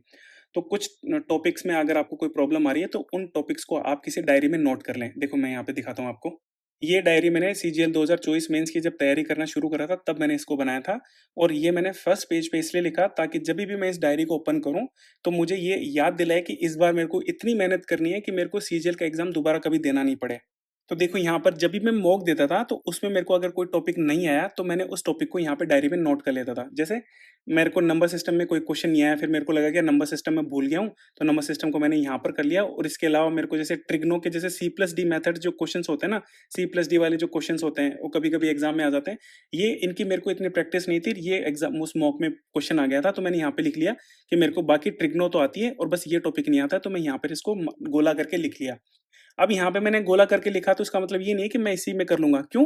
क्योंकि मैं खुद को वीकली टारगेट देता था और मेरा यूँ रहता था कि मेरे को ये वीकली जो टारगेट है ये तो कंप्लीट करना है। इसके अलावा मेरे को जब टाइम बचता है तो तब इनको करना है आगे, ठीक है? देखो यहाँ पर मैंने फिर बाद में जब एक और मॉक दिया तो मुझे लगा कि जो मेंस्युरेशन है, उसके जो मैक्सिमम टाइप्स आते हैं ना कि किसी कोन के अंदर अगर मैक्सिमम टाइप का स्पेयर रख दें तो उसकी रेडियस क्या होगी? या फिर किसी स्पेयर के अंदर एक क्यूब रख दें तो उसकी साइज़ क्या होगी? इस टाइप की क्वेश्चंस में मेरे को फ़ॉर्मूलाज़ याद नहीं रहते थे, तो मैंने इसको मार्क कर लिया। अब देखो यहाँ पर मैंने इनको कंप्लीट कर नहीं पाया था क्योंकि मेरे वीकली टारगेट इतने ज़्यादा हो रहे थे, तो मैं इनको कंप्लीट नहीं कर पाया था। तो मैंने क्या करा कि नेक्स्ट वीक जब सेकंड वीक आया, तो मैंने उनको यहाँ पर एडिशनल लिख लिया यहाँ पे इधर से। अब देखो लिखने का फ़ायदा क्या होता है? लिखने का फ़ायदा ये होता है कि अगर आप जैसे फर्स्ट वीक के अंदर मैंने ये टॉपिक लिखे थे, अगर मैं ये लिखता नहीं ना तो मैं भूल जाता सेकंड वीक के अंदर कि कौन से टॉपिक थे। जब मैंने लिख लिए हैं तो मेरे को ध्यान है कि मेरे को इन सब पे वर्क करना है और जब मैं इन पे वर्क कर लेता था, तो मैं इन पे राइट टिक कर देता था। जैसे मैंने ट्रिग्नो वाले पे राइट टिक कर दिया। तो इस तरह से आपको एक डायरी मेंटेन करनी है और जैसे ये क्वेश्चन हो गया नंबर सिस्टम के अंदर। नंबर सिस्टम के अंदर स्पेसिफिकली ये क्वेश्चन मेरे को कभी होता नहीं था मेरे से। तो मैंने यहाँ पर लिख लिया कि मेरे को इस टाइप के क्वेश्चन्स की प्रैक्टिस करनी है। तो यहाँ पे मैंने देखो डबल टिक लगाया कि मतलब मैंने इनकी प्रैक्टिस कर ली है और अब मेरे को ये क्वेश्चन आते हैं। तो इस तरह से आपको आपकी जो अप्रोच है, आपको इस एग्ज़ाम को लेकर जो स्ट्रैटेजीज़ है, वो इस तरह से बनानी है कि आपके जो वॉइड्स है ना, आप उनको फिल कर सकें इस तरह से जैसे मैंने यहाँ पर आपको दिखाया है। देखो यहाँ पे मैंने लिखा है कि जो टेट्राहेड्रॉन होता है मेंसुरेशन के अंदर, उसका जो वॉल्यूम टीएसए और जो सीएसए होता है, उनके फ़ॉर्मूलाज़ होते हैं। तो वो मैं भूल जाता था, उनको मैंने यहाँ पे लिखा कि मेरे को ये करना है। इसके अलावा जो सर्कल होता था, सर्कल की जो 2 कोड होती थी जिनको 90 डिग्री पे होता था ना, तो इसके लिए जो रेडियस होती थी, तो इसको लेकर कुछ फ़ॉर्मूलाज़ या क्वेश्चन्स होते थे, तो इनकी प्रैक्टिस करनी थी मेरे को क्योंकि ऐसे क्वेश्चन में मेरे को प्रॉब्लम आती थी, तो मैंने यहाँ पे इनको लिख लिया। तो इस तरह से आपको भी अपनी डायरी में नोट करना है ताकि आपको याद रहे। ज़रूरी नहीं है कि आप उसी जिस दिन मॉक दो उसी दिन उनको सोल्व करो। जभी भी आपको टाइम मिले तब आप उनको सोल्व कर पाएँ, तो इस तरह से आपको ये सारी चीज़ें करनी है। देखो यहाँ पे मैंने टू डू लिस्ट में बनाया था कि जो एपी, जीपी, एचपी होती है वो करनी है। अभी यहाँ पे मैंने टिक लगा दिया मतलब ये कंप्लीट हो गई, यहाँ पे कंप्लीट भी लिख दिया मैंने। इसके अलावा जो बेस थ्योरम होती है प्रोबेबिलिटी के अंदर, वो मेरे को नहीं आती थी, वो करनी थी। जो roots are equal types questions होते हैं वो मेरे को नहीं आते थे, जिसमें B square equals to 4ac होता था। तो ये सारे क्वेश्चन ऐसे होते थे कि जो मेरे को नहीं आते थे, इन पे मेरे को वर्क करना था। जैसे यहाँ पे देखो टोन ऑफ पैसेज होता है, वो मेरे को थोड़ा पढ़ना था, जिसमें स्पेसिफिकली कि डॉगमेटिक क्या होता है। मैंने कहीं पे मॉक में देख लिया कि डॉगमेटिक उस टोन को लेकर कुछ क्वेश्चन आया था, तो मेरे को कहाँ से पढ़ना था, यहाँ पर भी मैंने लिख दिया कि जो स्कैनर एजुकेटर के नाम से कोई यूट्यूब चैनल है, किसी ने मेरे को बताया था, तो मैंने वहाँ पे लिख लिया और इसको मैंने बाद में देखा था। जितने भी टोन्स थे वो सारे उसमें से देख लिए थे मैंने। अभी जो मैंने आपको बताया मैथ्स के अंदर की कॉमन मिस्टेक मैं क्या करता था कि मेरे को हमेशा जैसे अगर सिली मिस्टेक को दूर करना था तो मैं क्या करता था कि always check before answering what is asked. जैसे मैंने बताया अभी आपको कि सिली मिस्टेक को कैसे दूर करता है कि जब भी आप ऑप्शंस को मार्क करें ना उससे पहले ये देख लें कि क्वेश्चन को क्या पूछा है, या फिर नीचे लिखा है कि read the question carefully and calmly. तो ये सारी चीजें थी जो मैंने ऑब्जर्व करी कि मैं क्या गलतियां कर रहा हूँ।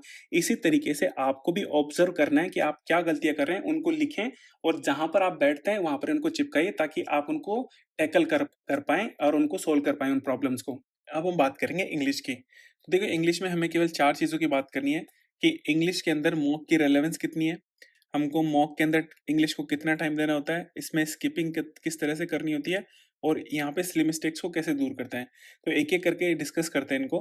तो इसमें सबसे पहले बात करते हैं कि इंग्लिश को लेकर मॉक का कितना रेलेवेंस है।